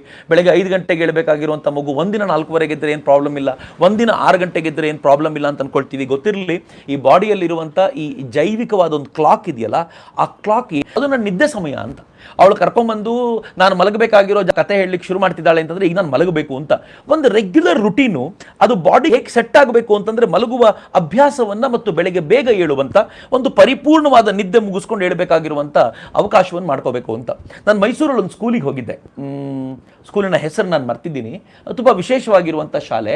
ಆ ಶಾಲೆಯ ವೈಶಿಷ್ಟ್ಯ ಏನು ಅಂತಂದರೆ, ಆ ಶಾಲೆಯ LKG UKG ಪ್ರಾಬಬ್ಲಿ ಫಸ್ಟ್. ಅವ್ರು ಹೇಳಿದರು, ಬಹಳ ಮನೆಗಳಲ್ಲಿ ಮಕ್ಕಳನ್ನು ಪರಿಪೂರ್ಣವಾಗಿ ಓದ್ತಿರ್ತಾರೆ ಮಲಗಿರ್ತಾರೆ. ಯಾವಾಗಲಾದರೂ ನಿದ್ದೆ ಬಂತು ಅಂತಂದರೆ ತಂಪಾಡಿ ಒಟ್ಟ ಹತ್ಕೊಂಡೋಗಿ ಮಲಗ್ಬಿಟ್ಟು ನಾವು ಹೇಳ್ಕೊಟ್ಟಿದ್ದೇನೆ ಭಾಳ ಬೇಗ ಕಲಿತಾರೆ ಅಂತ. ನಂಗೆ ಭಾಳ ಅನ್ನಿಸ್ತಿತ್ತು, ಹೀಗೆಲ್ಲ ಮಾಡಿಬಿಡ್ತೇವೆ ನಾವು ಮಕ್ಕಳಿಗೆ, ಇಷ್ಟು ಟಾರ್ಚರ್ ಮಾಡ್ತೀವ ಅಂತ. ಸೊ ಅಂತಂದರೆ ಮೋದಿಯವರು ಆತ್ಮನಿರ್ಭರತೆ ಅಂತ ಮಾತಾಡ್ತಿರ್ಬೇಕಾದಾಗ ಸ್ವಲ್ಪ ನಮ್ಮ ಮನೆ ಅಡುಗೆ ಕೋಣೆಗಳಿಗೆ ಹೋಗಿ ನೋಡಿ, ಒಂದು ಚೂರಾದರೂ ಆತ್ಮನಿರ್ಭರತೆಯನ್ನು ಭಾಳ ಜನ ಉಳಿಸ್ಕೊಂಡಿದ್ದೀವಿ. ಸಿಟಿಗಳಲ್ಲಿದ್ದವರಂತೂ ಎಷ್ಟು ಕಳ್ಕೊಂಡಿದ್ದೀವಿ. ಅಂತೇಕ ತಿಂಡಿಗಳು ಅದು ಯಾವುದೂ ಭಾರತೀಯತೆಗೆ ಹೊಂದಾಣಿಕೆಯಾಗುವಂಥ ತಿಂಡಿಗಳೇ ಅಲ್ಲ. ನಮ್ಮ ಮಕ್ಕಳನ್ನು ನಾವು ಜಂಕ್ ಫುಡ್ ಅಂತ ಏನು ಕೊಡ್ತೀವಲ್ಲ, ಆ ಜಂಕ್ ಫುಡ್ ಹೇಗಿರುತ್ತೆ ಅಂತಂದರೆ ಹಾಳು ಮಾಡಿ ಬಿಸಾಕ್ಬಿಡುತ್ತೆ. ನಂಗೆ ಗೊತ್ತು, ಇದನ್ನ ಜೊತೆ ನಾನು ಭಾಳ ಹಿಂದೆ ಯಾರಾದರೂ ಟೀಚರ್ ಸಿಕ್ಕಿದ್ರೆ ಇದನ್ನು ಮಾತನಾಡ್ತೀನಿ. ನಾನು ಈ ಹಿಂದೆ ಶಿಕ್ಷಣ ಸಚಿವರಾಗಿದ್ದಂಥ ಕಾಗೇರಿಯವರು ಅವರ ಕಚೇರಿಯಲ್ಲಿ ಮಾತಾಡ್ತಾ ಚಾನ್ ಅಂತ ಒಂದು ಹೆಣ್ಮಗಳು ಆಕೆ ಬರೆದಿರುವಂಥ ಪುಸ್ತಕ ತುಂಬ ತರಲೆ ಆಗಿತ್ತು. ಕೊನೆಗೆ ಒಬ್ಬ ಹೆಡ್ ಆಕೆಯನ್ನು ಚೆನ್ನಾಗಿ ಪಳಗಿಸಿ ಪುಟ್ಟ ಮಗುವನ್ನು ಆಕೆಯನ್ನು ಎಷ್ಟು ಚೆನ್ನಾಗಿ ಮೌಳ್ತಾಳೆ ಅಂದರೆ, ನಿಮ್ಮ ಊಟದ ಡಬ್ಬಿಯಲ್ಲಿ ಭೂಮಿಯಲ್ಲಿ ಬೆಳೆದಿದ್ದೂ ಇರಬೇಕು, ನೀರಲ್ಲಿದ್ದಿದ್ದೂ ಇರಬೇಕು, ಹಾಗೆ ಭೂಮಿಯಲ್ಲಿ ಒಳಗೆ ಭೂಮಿಯ ಮೇಲೆ ಬೆಳೆದಿರುವಂಥದ್ದನ್ನು ಗುರುತಿಸಿ ಹೇಳಬೇಕು ಅಂತ ಮಕ್ಕಳಿಗೆ ಆಟ ಆಗಿತ್ತು ಅಂತ. ಉದಾಹರಣೆಗೆ ನಮ್ಮ ಮಕ್ಕಳಿಗೆ ಅಂಗಿ ಕ್ಯಾರೆಟ್ ಆಲೂಗಡ್ಡೆ ತೋರಿಸ್ತಾರೆ, ಇಂಟ್ರೆಸ್ಟಿಂಗ್ ಬೆಳೆಯುತ್ತೋ ಅಂತಾನೆ ಗೊತ್ತು. ಅಂಗಡಿಗೆ ಕರ್ಕೊಂಡೋಗಿ, ಕಿರಾಣಿ ಕರ್ಕೊಂಡೋಗಿ ನೀವೇನೇನು ವಸ್ತುಗಳನ್ನು ಕೊಂಡ್ಕೊಳ್ತೀರೋ ಆ ಮಕ್ಕಳು ಅದನ್ನು ನೋಡುವಂತಾಗಲಿ, ಅದನ್ನು ನೋಡಿ ಆ ಮಕ್ಕಳಿಗೆ ಪರಿಚಯ ಮಾಡಿಕೊಡಿ, ಇದು ಬೇಳೆ ಇದು ಅಕ್ಕಿ ಅಂತ ಪರಿಚಯ ಆಗಲಿ. ಆದರೆ ತರಕಾರಿ ತೆಗೆದುಕೊಳ್ಳುವಾಗ ವೀಕೆಂಡಲ್ಲಿ ಎಲ್ಲೋ ಟ್ರಿಪ್ ಹೋಗ್ತಿರಲ್ಲ, ಯಾವುದಾದ್ರೂ ರೈತನ ಅಂಗಳಕ್ಕೆ ಹೋಗಿ ಆ ರೈತ ಬೆಳೀತಾ ಇರುವಂಥ ಬೆಳೆ ಅದು ಹೇಗೆ ಬೆಳೆಯುತ್ತೆ, ಭೂಮಿಯ ಅಡಿಯಲ್ಲಿ ಯಾವುದು, ಭೂಮಿಯ ಮೇಲೆ ಯಾವುದು, ಇದೆಲ್ಲವನ್ನೂ ಪಾಠ ಹೇಳ್ಕೊಡ್ತಾ ಅದರಿಂದ ಮಾಡುವಂಥ ಅಡಿಗೆ ನಮ್ಮಮ್ಮ ಮಾಡುವಾಗ ಆಕೆ ಎಷ್ಟು ಪ್ರೀತಿಯನ್ನು ತುಂಬ್ತಾಳೆ ಅಂತ ಅಡುಗೆ ಮನೇಲಿ ಸ್ವಲ್ಪ ಹೆಲ್ಪ್ ತಗೊಳ್ಳಿ. ನಮಗೂ ಹೆಂಗಾಗೋಗಿದೆ ಅಂತಂದರೆ, ಗಂಡ್ಮಕ್ಳಾದರೆ ಅಡುಗೆ ಮನೆಯಲ್ಲಿ ಹೆಲ್ಪ್ ಮಾಡಬೇಕು ಅಂತಿಲ್ಲ, ಹೆಣ್ಮಕ್ಳಾದರೆ ಮಾಡಬೇಕು ಅಂತ ಭಾಳ ಜನ ಹೇಳುವಾಗ ನಂಗೆ ನಗು ಬರುತ್ತೆ. ಹಾಗೇನಿಲ್ಲ, ಬ್ಯಾಚುಲರ್ಗಳಾಗಿ ಎಲ್ಲೆಲ್ಲೋ ಕೆಲಸ ಮಾಡುವಾಗ ಗಂಡ್ಮಕ್ಳು ಅಡುಗೆ ಕಲ್ತಿರಬೇಕು. ತಂದೆ ತಾಯಿಗಳು ಎಲ್ಲ ಡಿಸ್ಕ್ರಿಮಿನೇಷನ್ನ ಪಕ್ಕಕ್ಕಿಟ್ಟು ಕರ್ಕೊಂಡೋಗಿ ಅಡುಗೆ ಮಾಡುವಾಗ ಸಣ್ಣ ಪುಟ್ಟ ಸಹಾಯ ಮಾಡಿಸಿ. ಹೆಂಗಾಗ್ಬಿಡುತ್ತೆ ಆ ಮಗುವಿಗೆ ಅಂತಂದರೆ, ಒಂದು ಅದು ಅಂತಂದರೆ ಅನೇಕ ಬಾರಿ ಡಿಸಿಪ್ಲಿನ್ ಅನ್ನೋದು ಏನಿದೆಯಲ್ಲ ಅದು ನಮ್ಮ ಈಗೋದ ಪ್ರದರ್ಶನವೇ. ನಮ್ಮ ಮಕ್ಕಳು ನಾನು ಹೇಳಿದ್ದನ್ನು ಕೇಳಬೇಕು ಅಷ್ಟೇ, ಅದು ಬೇರೇನೂ ಅಲ್ಲ ಅಂತ. ಆ ಮಕ್ಕಳಿಗೂ ಹಾಗೆ ಇರುತ್ತೆ, ನಮ್ಮ ಅಪ್ಪ ಅಮ್ಮ ನಾನು ಹೇಳಿದ್ದನ್ನು ಕೇಳಬೇಕು ಅಂತ. ಸೊ ಹೀಗಾಗಿ ಎಲ್ಲೋ ಒಂದು ಕಡೆ ಇದನ್ನು ಬ್ಯಾಲೆನ್ಸ್ ಮಾಡುವಂಥ ಅಗತ್ಯ ಇದೆ. ನಾನು ಎಲ್ಲ ತಂದೆ ತಾಯಿಯರನ್ನ ಇವತ್ತು ಕೇಳ್ಕೊಳ್ಳೋದು ಏನು ಅಂತಂದರೆ, ಇಫ್ ಎಟ್ ಆಲ್ ನೀವು ಇದನ್ನು ಕೇಳ್ತಿದ್ದೀರಿ ಅಂತಾದರೆ ನಂಗೆ ಒಂದೇ ಒಂದು ರಿಕ್ವೆಸ್ಟ್ ಏನು ಅಂತಂದರೆ, ಮಕ್ಕಳ ಮಾತನ್ನು ಕೇಳುವಂಥ ಒಂದು ವ್ಯವಧಾನವನ್ನು ಬೆಳೆಸ್ಕೊಡಿ ಅಂತ. ಆ ಮಕ್ಕಳು ಏನೋ ಬಂದು ಹೇಳ್ತಾರೆ. ಅನೇಕ ಬಾರಿ ಆಫೀಸ್ನಲ್ಲಿ ನಡೆದ ಘಟನೆಯನ್ನು ತಂದೆ ಮನೆಗೆ ಬಂದು ಗಂಟೆಗಟ್ಟಲೆ ಮಾತಾಡ್ತಿರ್ತಾರೆ. ಆ್ಯಂಡ್ ಹಿ ಎಕ್ಸ್ಪೆಕ್ಟ್ಸ್ ಅವನ ಹೆಂಡತಿಯು ಅದನ್ನು ಕೇಳಬೇಕು, ಮಕ್ಕಳು ಅದನ್ನು ಕೇಳಬೇಕು ಅಂತ ಎಕ್ಸ್ಪೆಕ್ಟ್ ಮಾಡ್ತಾರೆ. Fine, it's okay. ಯಾರಾದರೂ ಬೇಜಾರು ಮಾಡ್ಕೊಂಡಾಗ ಭಾಳ ಕೋಪ ಬರುತ್ತೆ. ಅದೇ ಥರ ಮಗು ಕೂಡ ಇವತ್ತು ಶಾಲೆಯಲ್ಲಿ ಏನು ನಡೀತು ಅಂತ ಹೇಳಲಿಕ್ಕೆ ಅಂತ ಕಾತರದಿಂದ ಕಾಯ್ತಿರುತ್ತೆ. ನೆನ್ಪಿಟ್ಕೊಳ್ಳಿ, ಅದನ್ನೇನಾದರೂ ಸಪ್ರೆಸ್ ಮಾಡಿಬಿಟ್ರೆ ಆ ಮಗುವಿಗೆ ಶಾಲೆಯಲ್ಲಿ ನಡೆದಿದ್ದನ್ನು ಹೇಳ್ಕೊಳ್ಬೇಕು ಅಂತ ಅನಿಸಲ್ಲ, ಆಮೇಲೆ ಆ ಮಗು ಆಗಲ್ಲ ಅಂತ. ಇನ್ ಬ್ಯಾಂಗ್ಳೂರ್ ನಾನು ತುಂಬ ಸಲ ಹೇಳ್ತಿರ್ತೀನಿ, ಒಂದು ಮಗು PU ಓದ್ತಿರುವಾಗ ನಾನು ಅವ್ರ ಮನೆಗೆ ಹೋಗಿದ್ದಾಗ ಆ ಮಗು ಇವತ್ತು ನಮ್ಮ ಕಾಲೇಜಲ್ಲಿ ಕೆಲಸ ಮಾಡ್ಲಿಕ್ಕೆ ಹೋದ್ರು. ನಾನು ಕೇಳಿದೆ, ಅಮ್ಮ ಒಂದು PU ಹೋಗ್ತಾ ಇರುವಂಥ ಹೆಣ್ಮಗಳು ಇಷ್ಟು ರಿಪೋರ್ಟ್ನ ನಿಮ್ಗೆ ಒಪ್ಪಿಸ್ತಾಳಲ್ಲ, ಹೆಂಗೆ ಸಾಧ್ಯ ಅದು ಅಂತ ಕೇಳಿದಕ್ಕೆ ಅವ್ರ ತಾಯಿ ಏನು ಹೇಳಿದ್ರು ಗೊತ್ತಾ? 2ನೇ ಕ್ಲಾಸಿಗೆ ಹೋಗುವಾಗ ಆ ಮಗು ಒಂದು ನೋಟ್ಬುಕ್ಕನ್ನು ತೊಗೊಂಡು ಬಂದಿತ್ತು, ಬ್ಯಾಗನ್ನು ಬಿಸಾಕ್ತು. ಆ ನೋಟ್ಬುಕ್ಕಲ್ಲಿ ಪಕ್ಕದಲ್ಲಿ ಸೈನ್ ಮಾಡಿದ ಮಿಸ್ ಬೇರೆ ಇದ್ದರು. ನಾನು ಆ ಬುಕ್ಕನ್ನು ಹಾಗೆ ಇಟ್ಟು ಮಗು ಸಂಜೆ ಆಟ ಮುಗಿಸ್ಕೊಂಬಂದ್ಮೇಲೆ ಕೇಳಿದೆ, ಇವತ್ತು ನಿಮ್ಮ ಮೇಡಮ್ ಬರಲಿಲ್ವಲ್ಲ, ಬೇರೆ ಮೇಡಮ್ ಕ್ಲಾಸ್ ತೊಗೊಂಡಿದ್ರು ತಾನೇ ಅಂದೆ. ಆ ಮಗು ಗಾಬರಿ ಆಗೋಯ್ತಂತೆ. ನಿಂಗೆ ಹೆಂಗೆ ಗೊತ್ತಾಯ್ತು? ಹೇಳ್ಬಿಟ್ರೆ ಒಳ್ಳೆಯದು ಪ್ರತಿದಿನ ಅಂತ. ಅದರ ಪರಿಣಾಮ ಏನು ಅಂತಂದರೆ, ಆ ಮಗು ತನ್ನ ತಾಯಿಗೆ ಹೇಳಲಾಗದ ಯಾವ ವಿಚಾರವನ್ನು ಕೂಡ ನಾನು ಕಾಲೇಜ್ನಲ್ಲಿ ಶಾಲೆಯಲ್ಲಿ ಮಾಡಬಾರ್ದು ಎನ್ನುವಂಥ ಕಲ್ಪನೆ ಇದೆಯಲ್ಲ, ಏನು ಸುಂದರವಾಗಿದೆ ಅಂತ, ಏನು ವಿಶೇಷವಾಗಿದೆ ಅಂತ ನನಗೆ ಯಾವಾಗಲೂ ಕೂಡ ಇದು ನೆನಪಾಗ್ತಿರುತ್ತೆ. ಎಷ್ಟು ಒಳ್ಳೆಯ ಕಲ್ಪನೆ ಇದು ಅಂತ. ನಮ್ಮ ಮಕ್ಕಳನ್ನು ನಾವೇನಾದರೂ ಇಷ್ಟು ಹತ್ತಿರಕ್ಕೆ ಬಂದು ಅವ್ರ ಜೊತೆ ಇರಲಿಕ್ಕೆ ಸಾಧ್ಯವಾಗತ್ತೆ ಅಂತಂದರೆ ಆ ಮಕ್ಕಳು ನಿಜವಾಗಿಯೂ ಒಂದು ಶ್ರೇಷ್ಠವಾದ ಶಕ್ತಿಯಾಗಿ ಬೆಳೆಯಬಲ್ಲರು. ಇವತ್ತು ನಾವೇನು ಆತ್ಮನಿರ್ಭರತೆಯ ಬಗ್ಗೆ ಮಾತನಾಡ್ತಿದ್ದೀವಿ, ಅದಕ್ಕೊಂದು ಉದಾಹರಣೆ ಆಗಬಲ್ಲರು. ಭಾರತೀಯ ಪರಂಪರೆಯಲ್ಲಿ ನಾನು ಮುಂದಿನ ಪ್ರಶ್ನೆಗೆ ಹೋಗೋಕ್ಕಿಂತ ಮುಂಚೆ ನನಗೆ ಮಕ್ಕಳನ್ನು ಬೆಳೆಸುವ ದೃಷ್ಟಿಯಿಂದ ಒಂದೆರಡು ವಿಚಾರಗಳನ್ನು ಹೇಳಲೇಬೇಕಾಗಿರುವುದರಿಂದ, ಭಾರತೀಯ ಪರಂಪರೆಯಲ್ಲಿ ಹೇಗಿದೆ ಅಂತಂದರೆ, ತಂದೆ ತಾಯಿಯಂದರು ತಾವೇ ಆದರ್ಶವಾಗಿ ನಿಲ್ಲೋದರ ಕುರಿತಂತೆ ಹೆಚ್ಚು ಗಮನವನ್ನು ಕೊಡಲಾಗತ್ತೆ ಅಂತ. ಇವತ್ತಿನ ಪೇರೆಂಟಿಂಗಲ್ಲಿ ನಮಗೆ ದೊಡ್ಡ ಪ್ರಾಬ್ಲಮ್ ಇರೋದೇ ಅಲ್ಲಿ. ತಂದೆ ತಾಯಿಯಂದರು ತಾವೇ ಏನು ನಮ್ಮ ಮಕ್ಕಳಿಗೆ ಮಾಡೆಲ್ ಆಗ್ಬೋದಾ? ನಾನು ತುಂಬ ಜನ ತಂದೆ ತಾಯಿಂದರು ನಂಗೆ ಒಬ್ಬ ತಂದೆ ಒಂದು ಸಲ ಪ್ರಶ್ನೆ ಕೇಳಿದರು, ಒಬ್ಬ ತಾಯಿ ಕೇಳಿದರು. ಇನ್ಫ್ಯಾಕ್ಟ್ ಯಾವುದೊಂದು ಪೇರೆಂಟ್ಸ್ ಮೀಟಿಂಗಲ್ಲಿ, ನಮ್ಮ ಮಗುವನ್ನು ನಾವು ರೆಸಿಡೆನ್ಷಿಯಲ್ ಸ್ಕೂಲಿಗೆ ಕಳಿಸೋದು ಒಳ್ಳೆಯದೋ ಅಥವಾ ನಮ್ಮ ಹತ್ರನೇ ಇಟ್ಕೊಂಡು ಪಾಠ ಕಲಿಸೋದು ಒಳ್ಳೆಯದು ಅಂತ. ನಾನು ಹೇಳಿದೆ, ಯಾವ ತಂದೆ ತಾಯಿಗೆ ನನ್ನ ಮಗು ನನ್ನಂತೆ ಆಗಲಿ ಎನ್ನುವಂಥ ಭಾವನೆ ಇರುತ್ತೋ ಜೊತೆಲಿ ಇಟ್ಕೊಳ್ಳಿ. ನಂತರ ಮಾತ್ರ ಆಗೋದು ಬೇಡ ಅಂತ ಅನಿಸುತ್ತೋ ನೀವು ರೆಸಿಡೆನ್ಷಿಯಲ್ ಸ್ಕೂಲಿಗೆ ಕಳಿಸ್ಬಿಡಿ ಅಂತ. ನನ್ನಂತೆ ಆಗೋದು ಅಂತಂದರೆ ನಾನು ಆ ಮೌಲ್ಯಕ್ಕೆ ತಕ್ಕಂತೆ ಬದುಕಿದ್ದೀನಿ, ನನ್ನ ಮಗು ಬೇರೆ ಯಾರನ್ನೂ ಕಾಪಿ ಮಾಡೋ ಅಗತ್ಯ ಇಲ್ಲ, ನನ್ನ ಥರ ನಿಂತ್ಕೊಂಡ್ರೆ ಸಾಕು ಅಂತ ಅನಿಸಿದರೆ ಅಲ್ಲಿಗೆ ಅರ್ಧ ಭಾಗ ಮುಗಿಯುತ್ತೆ ಅಂತ. ಸೊ ಭಾರತ ಅದನ್ನು ನಾನು ನೀವು ಮಾಡಲಿಕ್ಕಾಗತ್ತಾ ಅಂತ ಒಂದು ಸ್ವಲ್ಪ ಯೋಚನೆ ಮಾಡಿ ಅಂತ. ನನ್ನ ಮಗು ಟಿ ವಿ ನೋಡಬಾರ್ದು, ನೀವು ನೋಡದೇ ಇರ್ಲಿಕ್ಕೆ ಸಾಧ್ಯ ಆಗತ್ತಾ? ನನ್ನ ಮಗು ಸ್ಕೂಲಿಂದ ಬಂದ ತಕ್ಷಣ ಓದ್ಲಿಕ್ಕೆ ಕೂತ್ಕೋಬೇಕು, ನೀವು ಓದ್ಲಿಕ್ಕೆ ಕೂತ್ಕೊಳ್ಳಿಕ್ಕೆ ಸಾಧ್ಯ ಆಗುತ್ತೆ? ಅಫ್ಕೋರ್ಸ್ ನಿಮ್ಮ ಕೆಲಸಗಳಿರ್ತವೆ, ಆ ಕೆಲಸಗಳ ನಡುವೆ ಒಂದು ಸ್ವಲ್ಪ ಸಮಯ ಮಾಡಿಕೊಂಡು ಮಗುವಿನೊಂದಿಗೆ ನೀವು ಓದ್ಲಿಕ್ಕೆ ಕೂತ್ಕೊಳ್ಳಿಕ್ಕಾಗತ್ತಾ? ಒಂದು ಒಟ್ಟಾರೆ ಮನೆಯ ವಾತಾವರಣವನ್ನು ಅದಕ್ಕೆ ಪೂರಕವಾಗಿ ಬಿಲ್ಡ್ ಮಾಡಲಿಕ್ಕೆ ಸಾಧ್ಯ ಆಗುತ್ತಾ ಅಂತ ಅಂದ್ಕೊಂಡು ಒಂದು ಚಿಂತನೆ ಬರುತ್ತೆ. ಅದರ ಜೊತೆಗೆ if you have grand parents, ತಾತ ಅಜ್ಜಿಯರು ಮನೆಯಲ್ಲಿದ್ದರೆ ಅವ್ರ ಮೂಲಕ ಒಂದಷ್ಟು ಹಳೆಯ ಮೌಲ್ಯಗಳ ಕಲ್ಪನೆಯಿಂದ ನಮ್ಮ ಮಗುವನ್ನು ತಯಾರು ಮಾಡಬೇಕು ಅಂತಂದರೆ ಅದು ಒಂದು ಭಾಷಣದ ಕಾರಣದಿಂದ ಆಗುವಂಥದ್ದಲ್ಲ, ಯಾವುದೋ ಒಂದು ಪುಸ್ತಕವನ್ನು ಓದ್ಬಿಟ್ರೆ ಆಗುವಂಥದ್ದಲ್ಲ. ಅದೇನಿದ್ರೂ ನಿರಂತರವಾದ ಪ್ರಯಾಸದಿಂದ. ಇಂಟ್ರೆಸ್ಟಿಂಗ್ಲಿ ಜಗತ್ತಿನಲ್ಲಿ ಮಕ್ಕಳನ್ನು ಹೀಗೆ ನೋಡಿಕೊಂಡ್ರೆ ಈ ಮಕ್ಕಳು ಶ್ರೇಷ್ಠವಾಗ್ತಾರೆ ಅಂತ ಹೇಳ್ಕೊಳ್ಳಿಕ್ಕೆ ಥಂಬ್ ರೂಲ್ ಯಾವುದೂ ಇಲ್ಲ. ಯಾವ ಮಕ್ಕಳು ಕೂಡ ಹಿಂಗೆ ನೋಡ್ಕೊಂಡಿದ್ದ ತಕ್ಷಣ ಹಿಂಗೆ ಆಗ್ಬಿಡ್ತಾರೆ ಅಂತ ಹೇಳಲಿಕ್ಕೆ ಉದಾಹರಣೆ ಇಲ್ಲ. ಆದರೆ ತುಂಬ ದೊಡ್ಡ ಸಂಖ್ಯೆಯಲ್ಲಿ ಯಾವ ಮಕ್ಕಳು ತಂದೆ ತಾಯಿಗಳೊಂದಿಗೆ ಆತ್ಮೀಯತೆಯನ್ನು ಬೆಳೆಸ್ಕೊಂಡಿರ್ತಾರೋ, ಹೆಚ್ಚು ಹೆಚ್ಚು ಮಾತಾಡುವಂಥ ವ್ಯಕ್ತಿತ್ವವನ್ನು ಉಳಿಸ್ಕೊಂಡಿರ್ತಾರೋ, ಬಂದಾಗ ಅದನ್ನು ಎದುರಿಸಿ ನಿಲ್ತಾರೆ, ಆ ಮಕ್ಕಳು ಜೀವನದಲ್ಲಿ ಮುಂದೆ ಬರೋದಕ್ಕೆ ತಾವು ಸಾಕಷ್ಟು ಎಫರ್ಟ್ ಹಾಕ್ತಾರೆ ಅನ್ನೋದು ಅನೇಕರ ಬದುಕನ್ನು ನೋಡಿದಾಗ ಗೊತ್ತಾಗುತ್ತೆ. ಹೀಗಾಗಿ ಮರಿಯನ್ನು ಜಾಸ್ತಿ ಹೊರಬೇಕು ಅನ್ನೋದನ್ನಷ್ಟೇ ನಾನು ಹೇಳಲಿಕ್ಕೆ ಇಚ್ಛೆ ಪಡೋದು. ಹೀಗಾಗಿ ಆತ್ಮನಿರ್ಭರತೆಯ ಮೊದಲನೇ ಪಾಠ ತಂದೆ ತಾಯಿಯರಿಂದ ಮಕ್ಕಳಿಗೆ ಹೋಗುವಂಥದ್ದು ಅಂತ. ಸೊ ಅಕ್ಕ ಅವರದ್ದು ಎರಡನೇ ಪ್ರಶ್ನೆ ಇದೆ. ಇನ್ನು ಮುಂದೆ ನಾನು ತುಂಬ ಸ್ವಲ್ಪ ಆಳಕ್ಕೆ ಆತ್ಮನಿರ್ಭರತೆಯ ಕುರಿತಂತೆ, ಈ ರಾಷ್ಟ್ರದ ಕಲ್ಪನೆಯ ಕುರಿತಂತೆ ಹೋಗೋಣ. ಅವ್ರು ಕೇಳ್ತಾರೆ, ವ್ಯಕ್ತಿಯ ಆತ್ಮನಿರ್ಭರತೆ, ಕುಟುಂಬದ ಆತ್ಮನಿರ್ಭರತೆ, ಗ್ರಾಮ ಮತ್ತು ಸಮಾಜಗಳ ಈ ಆತ್ಮನಿರ್ಭರತೆಯ ಕುರಿತಂತೆ ಅನೇಕ ಮಜಲುಗಳಿವೆ. ಇದರಲ್ಲಿ ಯಾವುದ್ಯಾವುದರ ಅರ್ಥ ಹೇಗೆ ಬದಲಾಗುತ್ತೆ, ಏನಾದರೂ ಎಕ್ಸಾಂಪಲ್ಸ್ ಕೊಡ್ಬೋದಾ ಅಂತ. ವ್ಯಕ್ತಿಯ ಆತ್ಮನಿರ್ಭರತೆ ಅಂತಂದರೆ ಆತ ಸ್ವಾವಲಂಬಿ ಆಗಿರೋದು ಅಂತ. ಯಾರಾದರೂ ಒಬ್ಬ ಹುಡುಗ ಅಪ್ಪ ದುಡ್ಡು ಕೊಡಬೇಕು ಎನ್ನುವಂಥ ಪರಿಸ್ಥಿತಿ ಇದ್ದರೆ ಅಕ್ಸೆಪ್ಟ್ ಮಾಡ್ಕೊಳ್ಳಿಕ್ಕೆ ಸಾಧ್ಯನಾ? ಅವನಿಗೆ ಮದುವೆ ಆಗಿದೆ, ಅವನಿಗೊಂದು ಮಗು ಆಗಿದೆ, ಅವನಿಗೆ ಲೈಫು ತೊಂದರೆಯಲ್ಲಿದೆ ಅಂತ ಹೇಳಿ ಅಪ್ಪನ ಮುಂದೆ ಕೈ ಚಾಚ್ಕೊಂಡು ನಿಂತ್ಕೊಳ್ಳೋದು ಹೆಂಗೆ? ತನ್ನ ಕಾಲ ಮೇಲೆ ತಾನು ನಿಂತ್ಕೋಬೇಕು. ನೀವೇನೋ ಭಾರಿ ದೊಡ್ಡದನ್ನು ದುಡಿಬೇಕು ಅಂತಿಲ್ಲ. ಕೊನೆಗೆ ತಾನು ಉದ್ಯೋಗವನ್ನು ಮಾಡ್ತಾ ತನಗೆ ಬೇಕಾಗಿರುವಷ್ಟನ್ನು ತಾನು ಅರ್ನ್ ಮಾಡಿಕೊಳ್ಳುವಷ್ಟು ಸ್ವಾಭಿಮಾನ ತುಂಬೋದಿದೆಯಲ್ಲ, ಅದು ವೈಯಕ್ತಿಕವಾದ ಆತ್ಮನಿರ್ಭರತೆಯ ಪ್ರಶ್ನೆ ಅಂತ. ಯಾರಿಗೆ ಈ ವೈಯಕ್ತಿಕವಾದಂಥ ಈ ಸ್ವಾಭಿಮಾನದ ಕಲ್ಪನೆ ಇಲ್ವೋ ಆತ ಬದುಕಿನಲ್ಲಿ ಏನನ್ನೂ ಸಾಧಿಸ್ಲಿಕ್ಕಾಗಲ್ಲ ಅಂತ. ಸ್ವಾಭಿಮಾನದ ಕಿಡಿ ಯಾವಾಗ ಹೊತ್ಕೊಳ್ಳುತ್ತೋ ಆಗಲೇ ಒಬ್ಬ ವ್ಯಕ್ತಿ ತನ್ನ ಜೀವನದಲ್ಲಿ ಅತ್ಯದ್ಭುತವಾದ ಸಾಧನೆ ಮಾಡಲಿಕ್ಕೆ ಸಾಧ್ಯ ಆಗುತ್ತೆ. ಸ್ವಾಭಿಮಾನದ ಕಿಡಿ ಹೊತ್ಕೊಳ್ಳಿಲ್ಲ, ಅವನು ನಿರಭಿಮಾನಿಯಾಗಿ ಜೀವನದುದ್ದಕ್ಕೂ ಬದುಕಿರ್ತಾನೆ, ಅವನು ಕೈ ಚಾಚ್ಕೊಂಡೇ ಇರೋದನ್ನು ಆನಂದಿಸ್ಕೊಂಡು ಕೂತು ಬಿಡ್ತಾನೆ ಅಂತಂದರೆ ಅವನ ಜೀವನ ಹಾಗೇ ಇರುತ್ತೆ. ಅವನ ಜೀವನ 6ಕ್ಕೆ ಏರಲ್ಲ, 3ಕ್ಕೆ ಇಳಿಯಲ್ಲ ಅಂತ ನಾನೇನು ಮಾತು ಕೊಡಲ್ಲ, ಆದರೆ 6ಕ್ಕಂತೂ ಡೆಫಿನೆಟ್ಲಿ ಏರಲ್ಲ. ಹೀಗಾಗಿ ಯಾರಾದರೂ ಸ್ವಾಭಿಮಾನವನ್ನು ಕೆಣಕ್ತಾರಲ್ಲ, ಸ್ವಾಭಿಮಾನವನ್ನು ಕೆಣಕುವವರ ಕುರಿತಂತೆ ನಾವು ಸ್ಟ್ರಾಂಗ್ ಆಗಿರಬೇಕು ಅಂತ, ಖುಷಿ ಪಡಬೇಕು ಅಂತ. ಯಾರಾದರೂ ಸ್ವಾಭಿಮಾನವನ್ನು ಕೆಣಕಿ ಅವನ ಬಗ್ಗೆ ಪ್ರಶ್ನೆ ಮಾಡಿದಾಗ ನೀನು ಯಾಕೆನ್ನೂ ಹೀಗಿದೆಯಾ, ಬೇಡ್ಕೊಂಡು ತಿಂತಿದ್ಯಾ ಅಂತ ಬೈತಾ ಇದ್ದಾರೆ ಅಂತಂದರೆ ಅವನೊಳಗೆ ಒಂದು ಫೈರನ್ನು ಕಿಂಡಲ್ ಮಾಡ್ತಿದ್ದಾರೆ ಅಂತ ಅರ್ಥ. ಹಾಗೆ ಫೈರ್ ಯಾರು ಕಿಂಡಲ್ ಮಾಡ್ತಾರೋ ಅವ್ರು ನಿಜವಾಗ್ಲೂ ನಮ್ಮ ಪಾಲಿಗೆ ದೇವರಾಗ್ತಾರೆ. ಒಂದು ದೃಷ್ಟಿಯಿಂದ ನೋಡಿದರೆ ಯಾರ ಮುಂದೆಯೂ ತಲೆ ತಗ್ಗಿಸದೇ ಇರುವಂಥ ವೈಯಕ್ತಿಕವಾಗಿ ತಾನು ಹೆಂಗಿರ್ತಾನೋ ಒಂದು ಕುಟುಂಬವಾಗಿಯೂ ಹಾಗೆ ಇರುತ್ತೆ. ಒಬ್ಬ ತಾಯಿ ತನ್ನ ಮನೆಯಲ್ಲಿರುವಂಥ ಸಮಸ್ಯೆಯನ್ನು ಅಕ್ಕಪಕ್ಕದ ಮನೆಗೆ ಅಪ್ಪಿತಪ್ಪಿಯೂ ಹೇಳ್ಕೊಳ್ಳಲ್ಲ. ಎಲ್ಲ ಸಮಸ್ಯೆಯನ್ನು ನುಂಗ್ತಾಳೆ. ಯಾಕೆಂದರೆ 4 ಗೋಡೆಗಳ ಮಧ್ಯೆ ಇರುವ ಡೈವರ್ಸ್ ಬೇಕು ಅಂತ ಕೇಳ್ಕೊಂಡು ಬರ್ತಾರೆ. ಯಾಕೆ ಅಂತಂದರೆ ಸಣ್ಣ ಸಂಗತಿ ಅಂತ ನನಗನ್ಸುತ್ತೆ. ಹೀಗಾಗಿ ನೀವು ಒಂದು ಕುಟುಂಬದ ದೃಷ್ಟಿಯಿಂದ ಯೋಚನೆ ಮಾಡುವುದಾದಾಗ ಆ ಕುಟುಂಬಕ್ಕೊಂದು ಸ್ವಾಭಿಮಾನ ಅಂತಿರಲ್ಲ. ಈ ಕೊರೋನಾದ ಸಂದರ್ಭದ ಒಂದು ಘಟನೆಯನ್ನು ನಾನು ನಿಮ್ಮ ಜೊತೆ ಹಂಚ್ಕೊಳ್ತೀನಿ. ನಮ್ಮ ಕಾರ್ಯಕರ್ತರ ಮಿತ್ರನೊಬ್ಬ ತನ್ನ ಊರಿಗೆ ಹೋಗದೇ ಇದ್ದಂತ ಒಂದೊಂದು ಫ್ಯಾಮಿಲಿ, ಗಂಡ ಹೆಂಡತಿ 2 ಮಕ್ಕಳಿದ್ದಿರ್ಬೋದು.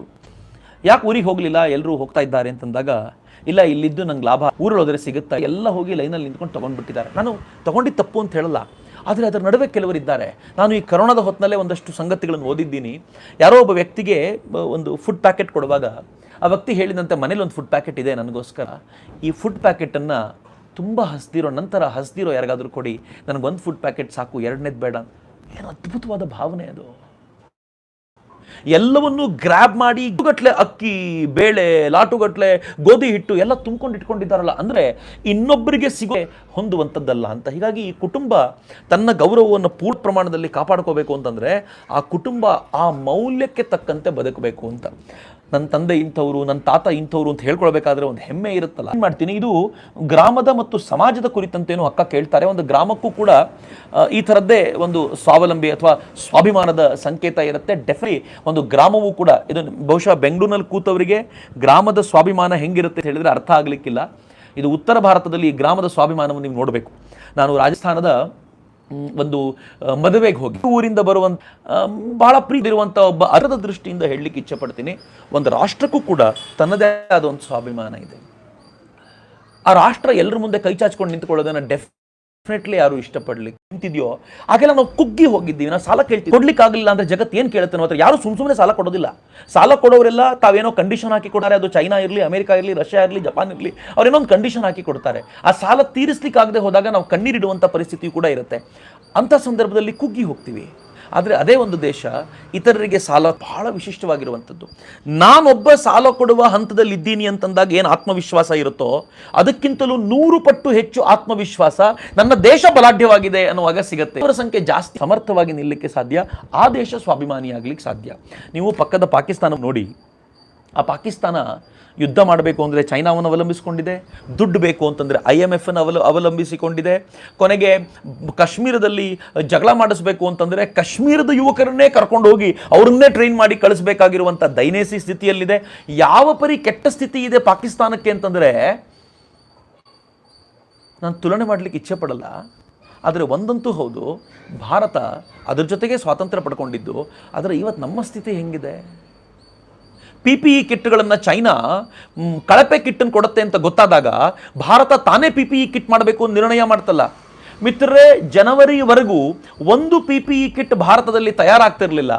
ಮೊನ್ನೆ ಈ ದೇಶದ ಏನು ಜವಳಿ ಖಾತೆ ಸಚಿವೆ ಸ್ಮೃತಿ ಇರಾನಿ ಅವರು ಹೇಳಿರೋ ಪ್ರಕಾರ ಒಂದು ದಿನಕ್ಕೆ 4 ಲಕ್ಷ PPE ಕಿಟ್ಗಳು ನಿರ್ಮಾಣ ಆಗ್ತಿದ್ದಾವೆ ಈಗ. ಅಂದರೆ ಭಾರತಕ್ಕೆ ಕ್ರಿಟಿಕಲ್ ಸಿಚುಯೇಷನ್ ಬಂತು ಅಂತಂದಾಗ ನಾವೆಲ್ಲರೂ ಒಗ್ಗಟ್ಟಾಗಿ ನಿಲ್ತೀವಲ್ಲ, ಏನು ಸುಂದರ ಇದು. ಈ ಆತ್ಮನಿರ್ಭರತೆಯ ಪ್ರಮಾಣ ವಿಸ್ತಾರ ಆಗಬೇಕು ಅಂತ, ಈ ಆತ್ಮನಿರ್ಭರತೆಯ ಚಿಂತನೆ ಇದೆಯಲ್ಲ ಅದು ಟ್ರಿಕಲ್ ಡೌನ್ ಆಗಬೇಕು, ಕೊನೆ ವ್ಯಕ್ತಿವರೆಗೂ ಮುಟ್ಟಬೇಕು ಅಂತ. ಈ ದೇಶದ ಸ್ವಾತಂತ್ರ್ಯ ಬಂದಿದ್ದು ಈ ಥರದ ಸ್ವಾಭಿಮಾನದ ದೃಷ್ಟಿಯಿಂದಲೇ, ಆತ್ಮನಿರ್ಭರತೆಯ ದೃಷ್ಟಿಯಿಂದಲೇ. ಈ ದೇಶದಲ್ಲಿ ಮಹಾತ್ಮ ಎನಿಸ್ಕೊಂಡಂಥ, ಇಡೀ ಜಗತ್ತಿನ ಪಾಲಿಗೆ ಮಹಾತ್ಮ ಎನಿಸ್ಕೊಂಡಂಥ ಗಾಂಧೀಜಿಯವರು ಈ ದೇಶದ ಜನ ಕರೆ ಕೊಟ್ಟರು, ಸ್ವಾತಂತ್ರ್ಯ ಪಡೆಯೋದು ಬಹಳ ದೊಡ್ಡ ಸಂಗತಿ ಅಲ್ಲ, ಸ್ವಾತಂತ್ರ್ಯ ಪಡೆಯೋಕ್ಕಿಂತ ದೊಡ್ಡ ಸಂಗತಿ ಇರೋದು ಆತ್ಮನಿರ್ಭರತೆಯದ್ದು. ನೀವು ಆತ್ಮನಿರ್ಭರರಾಗಬಹುದಾ ಅಂತ ಕೇಳಿದ್ರು ಮಹಾತ್ಮ ಗಾಂಧೀಜಿ. ಆತ್ಮನಿರ್ಭರತೆ ಹೆಂಗೆ? ಚರಕಾದಲ್ಲಿ ನೂಲು ತೆಗಿರಿ, ಆ ನೂಲಿನಿಂದ ಬಟ್ಟೆ ಮಾಡ್ಕೊಂಡು ಹಾಕ್ಕೊಳ್ಳಿ, ನೀವು ಆತ್ಮನಿರ್ಭರರಾಗ್ತೀರಾ ಅಂತ. ಏನು ಸುಂದರವಾದ ಕಲ್ಪನೆ ಕೊಟ್ಟರು ಮಹಾತ್ಮ ಗಾಂಧೀಜಿ ಅಂತ. ನಾವು ಹಾಗೆ ಮಾಡಿದ್ವಲ್ಲ, ನೂಲು ತೆಗೆದು ನೂಲು ಹಾಕ್ಕೊಳ್ತಾ ಕ್ರಾಂತಿಕಾರಿಗಳು ಮಾಡ್ತಾ ಇರುವಂಥದ್ದು ಇದೇ ಥರದ ತುಂಬ ಶ್ರೇಷ್ಠ ಕಾರ್ಯ ಅಂತ ಅವರಿಗೂ ಅರ್ಥ ಆಗ್ಲಿಕ್ಕೆ ಶುರುವಾಯಿತು. ಆ ಕಡೆ ಕ್ರಾಂತಿಕಾರಿಗಳಿಗೂ ಸಹಕಾರ ಸಿಕ್ತು, ಈ ಕಡೆ ಶಾಂತಿ ಮತ್ತು ಅಹಿಂಸೆಯ ಶಸ್ತ್ರವನ್ನು ಹಿಡ್ಕೊಂಡು ಹೋರಾಟ ಮಾಡಿದ ಈ ಭಾರತೀಯರ ಈ ಪಡೆಯ ಕಾರಣಕ್ಕೂ ಕೂಡ ಬ್ರಿಟಿಷರು ಅಂಜಿದ್ರಲ್ಲ. ಒಂದು ಕಡೆ ಶಸ್ತ್ರವನ್ನು ಹಿಡಿದವರು, ಒಂದು ಕಡೆ ಶಾಂತಿ ಮತ್ತು ಅಹಿಂಸೆಯ ಕಾರಣಕ್ಕೋಸ್ಕರ ಎಲ್ಲ ತೊರೆಗಳು ಒಟ್ಟಾಗಿ ಹೋದಾಗ ಬ್ರಿಟಿಷರಿಗೆ ತಡ್ಕೊಳ್ಳಿಕ್ಕಾಗಲಿಲ್ಲ. ಜಗತ್ತಿನಲ್ಲಿ ಎಲ್ಲೆಲ್ಲಿ ಕಾಲಿಟ್ಟರು ಅಲ್ಲಿ ತಮ್ಮದೇ ಸಾಮ್ರಾಜ್ಯವನ್ನು ಸ್ಥಾಪಿಸಿದ ಈ ಬಿಳಿಯರು ಭಾರತಕ್ಕೆ ಬಂದು ಮಾತ್ರ ವಾಪಸ್ ಯಾಕೆ ಬಂತು ಅಂತಂದರೆ ಆತ್ಮನಿರ್ಭರತೆಯ ಕಾರಣದಿಂದಾಗಿ ಮಾತ್ರ, ಸ್ವಾವಲಂಬಿ ಕಲ್ಪನೆಯ ಕಾರಣದಿಂದಾಗಿ ಮಾತ್ರ. ಈಗ ಮತ್ತೆ ಅದೇ ಚಿಂತನೆ ಬಂದಿದೆ ಅಂತ. ಹೀಗಾಗಿ ಭಿನ್ನ ಭಿನ್ನ ಸ್ವರೂಪಗಳಲ್ಲಿ ಬದಲಾಗುತ್ತೆ. ಇದು ವ್ಯಕ್ತಿಯ ದೃಷ್ಟಿಯಿಂದ ಬಂದಾಗ ಅದು ಒಂದು ಹಂತ, ಆದರೆ ಅದು ಒಂದೊಂದೇ ಹಂತಕ್ಕೆ ಹೋಗ್ತಾ ಇದ್ದಂತೆ ವ್ಯಕ್ತಿಯಿಂದ ಕುಟುಂಬಕ್ಕೆ. ಇನ್ನೂ ಸ್ಪಷ್ಟವಾಗಿ ಹೇಳಬೇಕು ಅಂತಂದರೆ ಒಂದು ಕುಟುಂಬ ಉದ್ಧಾರ ಆಗಲಿಕ್ಕೆ ಒಬ್ಬ ವ್ಯಕ್ತಿ ಬಲಿಯಾಗಬೇಕು ಅಂದರೆ ಆಗಬೇಕಂತ. ಒಂದು ಗ್ರಾಮದ ಒಳಿತಿಗೆ ಒಂದು ಕುಟುಂಬ ಬಲಿಯಾಗಬೇಕಾದ್ರೆ ಆಗಬೇಕಂತೆ. ಆ ಕುಟುಂಬ ಬಹಳ ಹೆಮ್ಮೆಯಿಂದ ಹೇಳಬೇಕು, ನಾನು ಬಲಿಯಾಗಲಿಕ್ಕೆ ಸಿದ್ಧ ಅಂತ. ಒಂದು ರಾಜ್ಯದ ಒಳಿತಿಗೆ ಒಂದು ಊರು ಬಲಿಯಾಗಬೇಕಾದ ಪರಿಸ್ಥಿತಿ ಬಂದರೆ ಆ ಊರು ಹೇಳಬೇಕು, ಈ ರಾಜ್ಯ ಇಡೀ ಚೆನ್ನಾಗಿರುತ್ತೆ ಅಂತಾದರೆ ನಾನು ಬಲಿಯಾಗ್ತೀನಿ, ಪರವಾಗಿಲ್ಲ ಅಂತ. ಒಂದು ದೇಶದ ಒಳಿತಿಗೋಸ್ಕರ ರಾಜ್ಯ ತನ್ನನ್ನು ತಾನು ಸಮರ್ಪಿಸಿಕೊಳ್ಳಬೇಕಾದ ಪರಿಸ್ಥಿತಿ ಬಂದಾಗ ಎಲ್ಲವನ್ನೂ ಸಮರ್ಪಿಸಿಕೊಳ್ಳಿಕ್ಕೆ ನಾವೆಲ್ಲರೂ ಸಿದ್ಧರಾಗಬೇಕು. ಈ ಕಲ್ಪನೆ, ತ್ಯಾಗದ ಕಲ್ಪನೆ ವಿಸ್ತಾರವಾದಾಗ ನಾವು ಹೆಚ್ಚು ಹೆಚ್ಚು ನಮ್ಮ ಮೇಲೆ ನಾವು ನಿರ್ಭರರಾಗೋದು ಸಾಧ್ಯವಾಗುತ್ತೆ. ಮೂರನೇ ಪ್ರಶ್ನೆ ತುಂಬ ಇಂಟ್ರೆಸ್ಟಿಂಗ್ ಪ್ರಶ್ನೆ. ಆತ್ಮನಿರ್ಭರವಾಗಿ ನಾವು ಬದುಕೋದಾದರೆ ಕರ್ನಾಟಕವೂ ಆತ್ಮನಿರ್ಭರ ಆಗಬೇಕು, ಆಗ ದೇಶಕ್ಕೂ ಅದಕ್ಕೂ ಸಂಬಂಧ ಉಳಿಯುತ್ತಾ ಅಂತ. ಕರ್ನಾಟಕ ಆತ್ಮನಿರ್ಭರ ಯಾಕೆ ಆಗಬೇಕು ಅಂತಂದರೆ ಈ ದೇಶ ಬಲಾಢ್ಯ ಆಗಬೇಕು ಎನ್ನುವ ಕಾರಣಕ್ಕೋಸ್ಕರವೇ ಆತ್ಮನಿರ್ಭರ ಆಗಬೇಕು. ಕರ್ನಾಟಕ ಆತ್ಮನಿರ್ಭರ ಆಗೋದು ಅಂತಂದರೆ ಹೆಂಗೆ? ನನ್ನ ರಾಜ್ಯದ ಪ್ರತಿಯೊಬ್ಬನ ಕೈಲೂ ಉದ್ಯೋಗ ಇರೋದು. ಕರ್ನಾಟಕದಲ್ಲಿ ನಾವು 7 ಕೋಟಿ ಜನ ಇದ್ದೀವಿ. ಈ 7 ಕೋಟಿ ಜನರಿಗೆ ಬೇಕಾದ ವಸ್ತುಗಳನ್ನು ನಾನು ಗ್ರಾಹಕ ಅಥವಾ ವ್ಯಾಪಾರದ ದೃಷ್ಟಿಯಿಂದಷ್ಟೇ ಮಾತನಾಡ್ತಿದ್ದೀನಿ ಸದ್ಯದ ಮಟ್ಟಿಗೆ. 7 ಕೋಟಿ ಜನ ತಮಗೆ ಬೇಕಾಗಿರುವ ಅಷ್ಟು ವಸ್ತುಗಳನ್ನು ಕರ್ನಾಟಕದ ಜನರಿಂದಲೇ ಕೊಂಡುಕೊಳ್ತಾರೆ ಅಂತ ಇಟ್ಕೊಳ್ಳಿ. ಉದಾಹರಣೆಗೆ ನಾವು ಸೀರೆ ಬೇಕಾದಾಗ ಇನ್ನು ಮುಂದೆ ವಿದೇಶಿ ಸೀರೆ ಆಗಲಿ ಅಥವಾ ಈ ಪ್ರದೇಶದ ಆಚೆಗಿರುವ ಸೀರೆಯನ್ನಾಗಲಿ ಕೊಂಡ್ಕೊಳ್ದೆ ನನ್ನದೇ ಜನ ಪ್ರೊಡ್ಯೂಸ್ ಮಾಡಿರುವಂಥ ಸೀರೆ ಕೊಂಡ್ಕೊಳ್ತೀವಿ. ಚಪ್ಪಲಿ ಬೇಕು ಅಂತಂದಾಗ ಇಲ್ಲಿನ ಜನರೇ ಪ್ರೊಡ್ಯೂಸ್ ಮಾಡಿರುವಂಥ ಚಪ್ಪಲಿನ ಕೊಂಡ್ಕೊಳ್ತೀವಿ.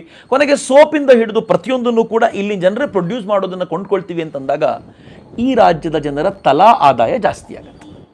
ಯಾವಾಗ ಈ ರಾಜ್ಯದ ಜನರ ತಲಾ ಆದಾಯ ಜಾಸ್ತಿ ಆಗ್ತಾ ಹೋಗುತ್ತೋ, ಯಾಕಂದರೆ ಇಲ್ಲಿನ ದುಡ್ಡು ಇಲ್ಲೇ ತಿರುಗಾಡ್ತಾ ಇರುತ್ತೆ, ಇಲ್ಲೇ ಉಳ್ಕೊಂಡಿರುತ್ತೆ, ಆ ತಲಾ ಆದಾಯ ಜಾಸ್ತಿ ಆಗ್ತಿದ್ದಂಥದ್ದೇ ಕರ್ನಾಟಕದ ಸಂಪತ್ತು ವೃದ್ಧಿ ಆಗುತ್ತೆ.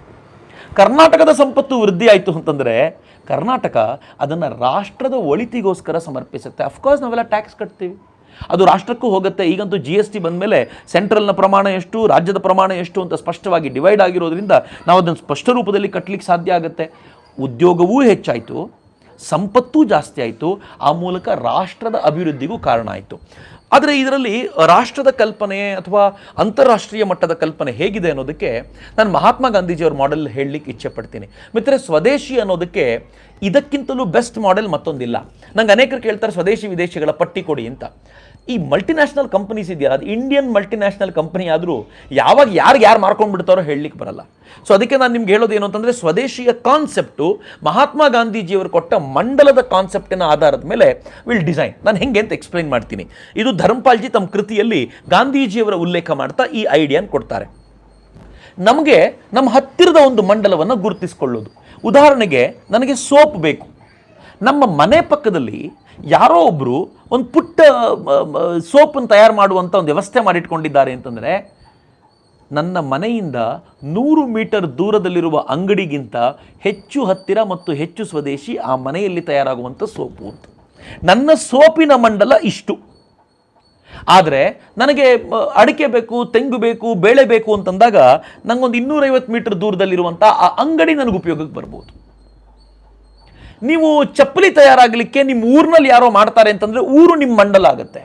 ಅಕಸ್ಮಾತ್ ನಿಮ್ಮ ಊರಲ್ಲಿ ಚಪ್ಪಲಿ ತಯಾರಾಗಲ್ಲ, ಇಲ್ಲಿಂದ 4 ಊರಿನ ಆಚೆ ಯಾರೋ ಒಬ್ಬರು ಚಪ್ಪಲಿ ತಯಾರು ಮಾಡ್ತಿದ್ದಾರೆ ಅಂತಂದರೆ ನಿಮ್ಮ ಮಂಡಲ 4 ಊರಿನ ಆಚೆಗೆ ಹೋಗುತ್ತೆ. ಸೀರೆಯನ್ನು ನಿಮ್ಮ ಜಿಲ್ಲೆಯಲ್ಲಿ ತಯಾರು ಮಾಡಲ್ಲ, ಪಕ್ಕದ ಜಿಲ್ಲೆಯಲ್ಲಿ ತಯಾರು ಮಾಡ್ತಾರೆ ಅಂತಂದರೆ ನಿಮ್ಮ ಮಂಡಲ ಸೀರೆಯ ದೃಷ್ಟಿಯಿಂದ ಆ ಜಿಲ್ಲೆಗೆ ವಿಸ್ತಾರ ಆಗುತ್ತೆ. ಕೊನೆಗೆ ನಿಮಗೆ ಬೇಕಾಗಿರುವಂಥ ಕಂಪ್ಯೂಟರ್ ಚಿಪ್ಪನ್ನು ಈ ರಾಜ್ಯದಲ್ಲೇ ಯಾರೋ ಮಾಡಲ್ಲ, ಎಲ್ಲೋ ದೂರದಲ್ಲಿ ಮಾಡ್ತಿದ್ದಾರೆ ಅಂತ ಗೊತ್ತಾದಾಗ ನಿಮ್ಮ ಮಂಡಲ ಹಂಗೆ ವಿಸ್ತಾರಗೊಳ್ಳುತ್ತೆ ಅಂತ. ಈ ದೃಷ್ಟಿಯಿಂದ ನೋಡೋದಾದರೆ ಮಂಡಲದ ಕಲ್ಪನೆ ನಾವು ಮುಂದಿಟ್ಕೊಂಡ್ರೆ ಸ್ವದೇಶಿಯ ಚಿಂತನೆ ಸ್ಪಷ್ಟಗೊಳಿಸ್ಕೊಳ್ಬೋದು.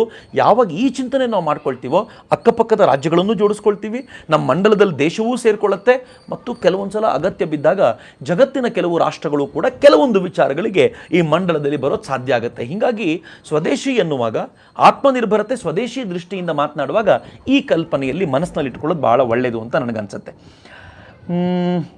ವಸುದೈವ ಕುಟುಂಬಕಂ ಚಿಂತನೆಯಲ್ಲಿ ಜಗವೇ ಆತ್ಮವಾಗಬಹುದು, ಹಾಗಾಗಿ ಈ ಸಂಬಂಧ ಜಾಗತಿಕ ಮಟ್ಟದಲ್ಲೂ ವಿಸ್ತರಿಸಬಹುದು. ಹಾಗಾದಾಗ ದೇಶದ ಆತ್ಮನಿರ್ಭರತೆಗೆ ಏನು ಅರ್ಥ ಅಂತ, ಅದಕ್ಕೆ ನಾನು ಆರಂಭದಲ್ಲಿ ಹೇಳಿದೆ, ಆತ್ಮನಿರ್ಭರತೆಯ ಅಂದರೆ ಚಿಂತನೆಯಲ್ಲಿ 2 ಭಾಗ ಇದೆ. ಒಂದು ಆತ್ಮನಿರ್ಭರತೆ ಅನ್ನುವಂಥದ್ದು ಅದು ವೈಯಕ್ತಿಕವಾಗಿ ಸಂಬಂಧಪಟ್ಟಿದ್ದು, ಅದು ಸ್ಪಿರಿಚುವಲ್ ದೃಷ್ಟಿಯಿಂದ. ಇನ್ನೊಂದು ವ್ಯಾಪಾರದ ದೃಷ್ಟಿಯಿಂದ.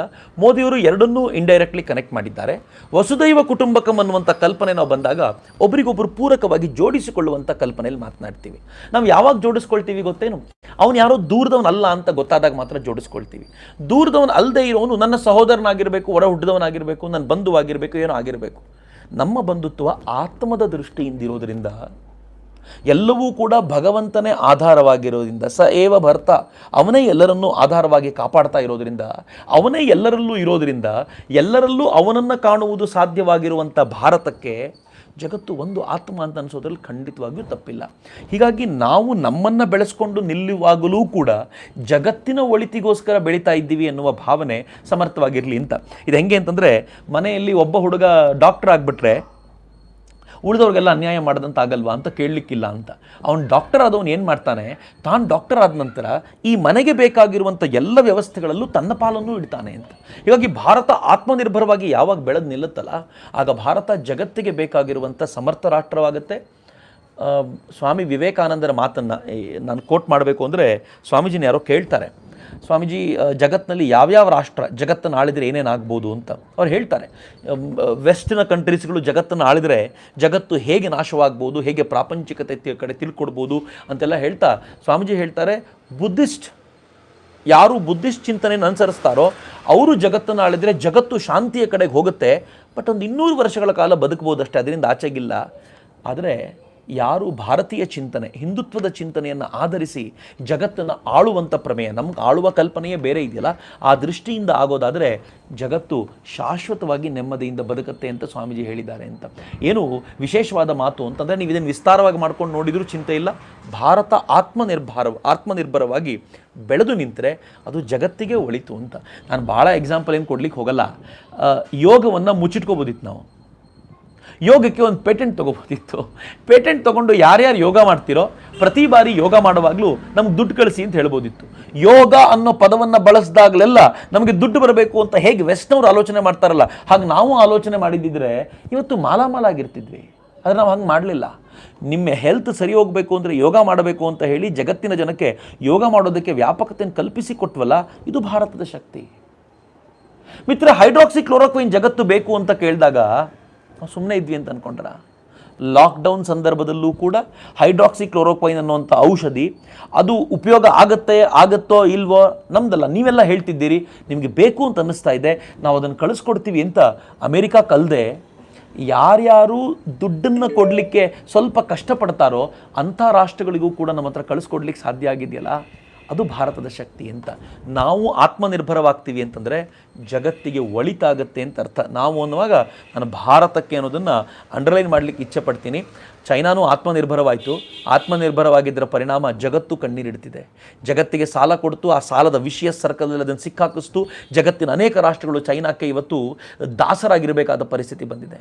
ಚೈನಾ ತಾನು ಆತ್ಮನಿರ್ಭರವಾಗಿದ್ದರ ಪರಿಣಾಮವಾಗಿ ತನ್ನ ಲ್ಯಾಬೊರೇಟರಿಗಳಲ್ಲಿ ವುಹಾನ್ ವೈರಸ್ಗಳ ಥರದ ವೈರಸ್ಸನ್ನು ತಯಾರು ಮಾಡುತ್ತೆ. ಕೊರೋನಾ ವೈರಸ್ಗಳು ಇಡೀ ಜಗತ್ತಿಗೆ ಹಬ್ಬಿಸಲಿಕ್ಕೆ ವ್ಯವಸ್ಥೆ ಮಾಡುತ್ತೆ. ಆದರೆ ಭಾರತ ಆತ್ಮನಿರ್ಭರವಾದರೆ ರೋಗದ ವಿರುದ್ಧ ಹೋರಾಡುವ ಶಕ್ತಿಯನ್ನು ಭಾರತ ತುಂಬುತ್ತೆ. ಹೀಗಾಗಿ ನಾವು ಆತ್ಮನಿರ್ಭರವಾಗೋದರಲ್ಲಿ ಅರ್ಥ ತುಂಬ ವಿಶೇಷವಾಗಿದೆ ಅಂತ. ದೆನ್ ಫೈನ್, ಪರಸ್ಪರಾವಲಂಬನೆ, ಪ್ರಕೃತಿಯ ನಿಯಮ, ಇದರ ಜೊತೆ ಆತ್ಮನಿರ್ಭರತೆಯನ್ನು ಹೇಗೆ ತಿಳ್ಕೊಳ್ಬೇಕು ಅಂತ. ಯಾರು ಆತ್ಮನಿರ್ಭರರೋ ಶಕ್ತಿವಂತರೋ ಅವರೇ ಪರಸ್ಪರಾವಲಂಬನೆಯಲ್ಲಿ ಒಂದು ಹೆಜ್ಜೆ ಮುಂದೆ ಹೋಗ್ತಾರೆ ಅಂತ. ನೀವು ವೀಕ್ ಆಗಿದ್ದರೆ ನಿಮ್ಮನ್ನು ಜಗತ್ತು ನೋಡುವಂಥ ದೃಷ್ಟಿಯೇ ಬೇರೆ. ನೀವು ಆತ್ಮನಿರ್ಭರವಾಗಿ ಸಮರ್ಥವಾಗಿದ್ದರೆ ನಿಮ್ಮ ಜೊತೆ ಶೇಕ್ ಹ್ಯಾಂಡ್ ಮಾಡಲಿಕ್ಕೆ ಬರ್ತಾರೆ ಅಂತ. ಸುಮ್ಮನೆ ಉದಾಹರಣೆ ಕೊಡಬೇಕು ಅಂತಂದರೆ, ಒಂದು ಕಾಲದಲ್ಲಿ ಪಾಕಿಸ್ತಾನ ಪದೇ ಪದೇ ನಮ್ಮನ್ನು ಹೆದರಿಸ್ತಿತ್ತು.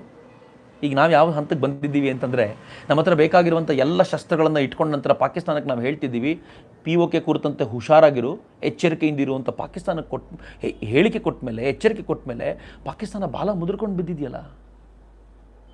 ಚೀನಾ ನಮ್ಮನ್ನು ಹೆದರ್ಸ್ಕೊಂಡು ಕೂತಿತ್ತಲ್ಲ, ನಾವು ಆತ್ಮನಿರ್ಭರಗೊಂಡ್ವಿ. ಇನ್ಫ್ಯಾಕ್ಟ್ ಇನ್ನೂ ಆಗಬೇಕಾಗಿದೆ.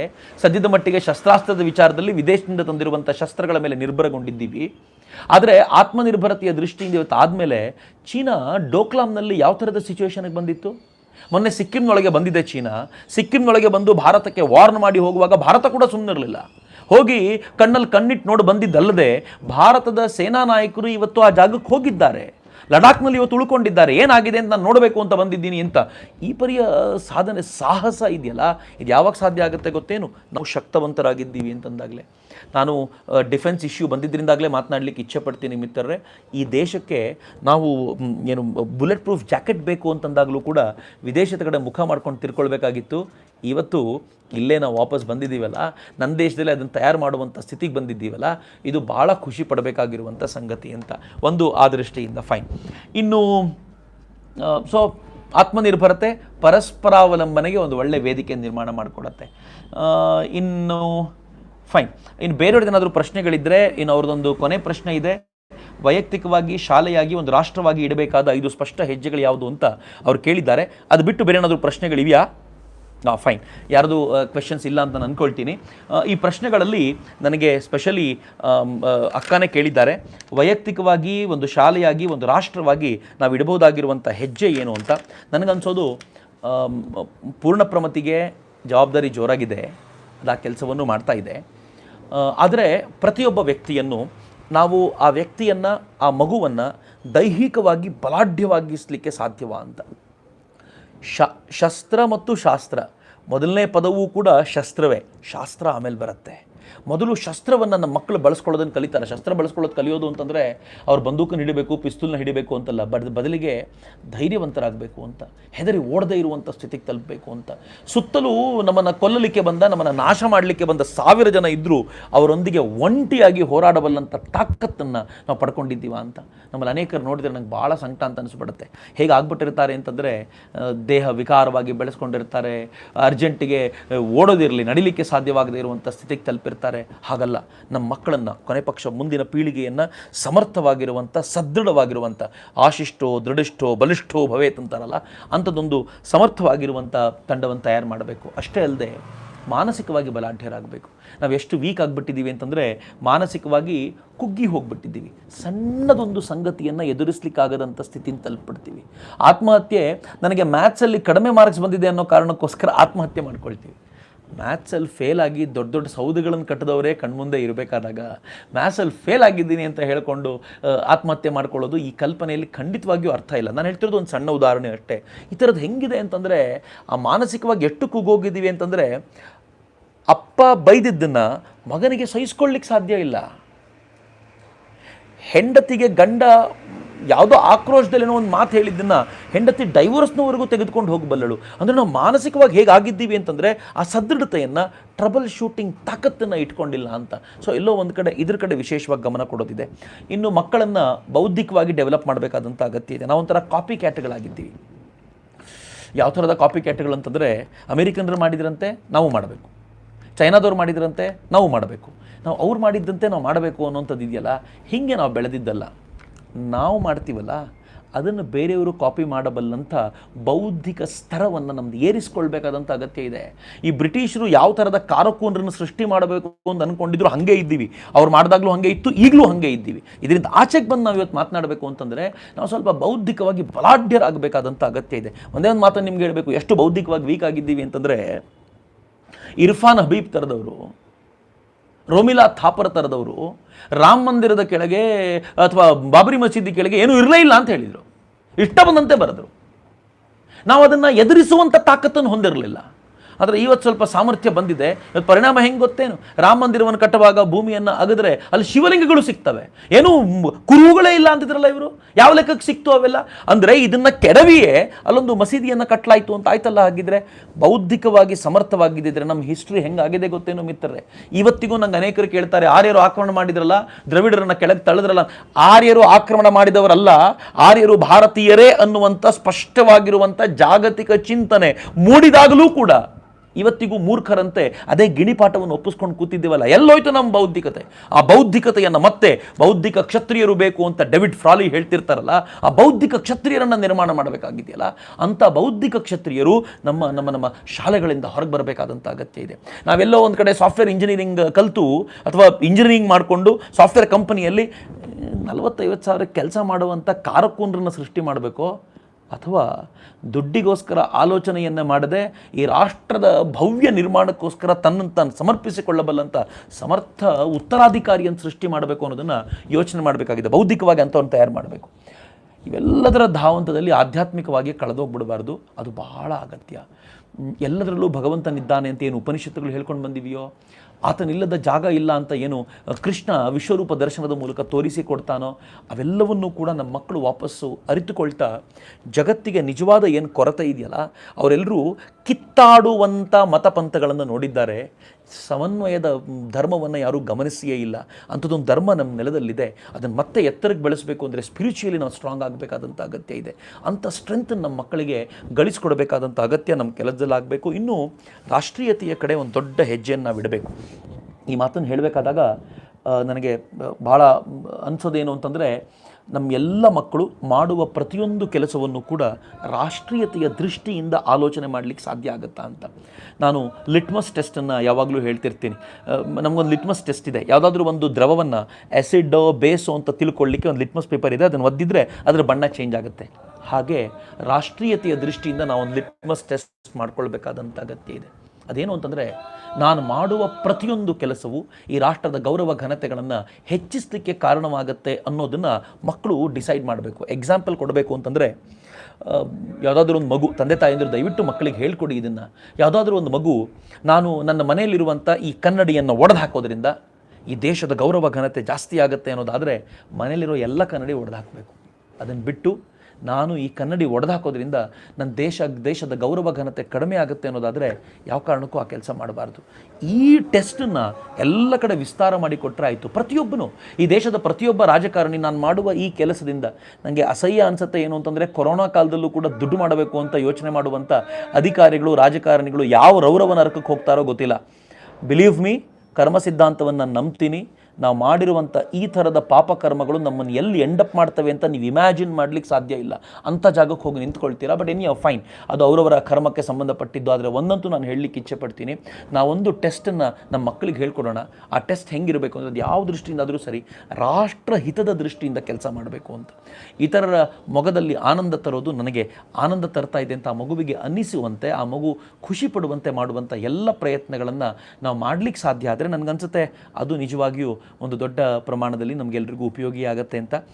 ಆ ಥರ ರಾಷ್ಟ್ರದ ಹಿನ್ನೆಲೆಯಲ್ಲಿ ಪತ್ರಕರ್ತರಾಗಲಿ, ಅದು ಸಂತರಾಗಲಿ, ಅದು ರಾಜಕಾರಣಿಗಳಾಗಲಿ, ಅಧಿಕಾರಿಗಳಾಗಲಿ, ಪ್ರತಿಯೊಬ್ಬರು ಈ ಟೆಸ್ಟನ್ನು ತಮಗೆ ತಾವೇ ಅಳವಡಿಸಿಕೊಳ್ಳುವಂಥ ವಾತಾವರಣ ಯಾವತ್ತು ಬರುತ್ತಲ್ಲ, ಅವತ್ತು ಪೂರ್ಣವಾಗಿ ನಾವು ಆತ್ಮನಿರ್ಭರರಾಗಿರ್ತೀವಿ.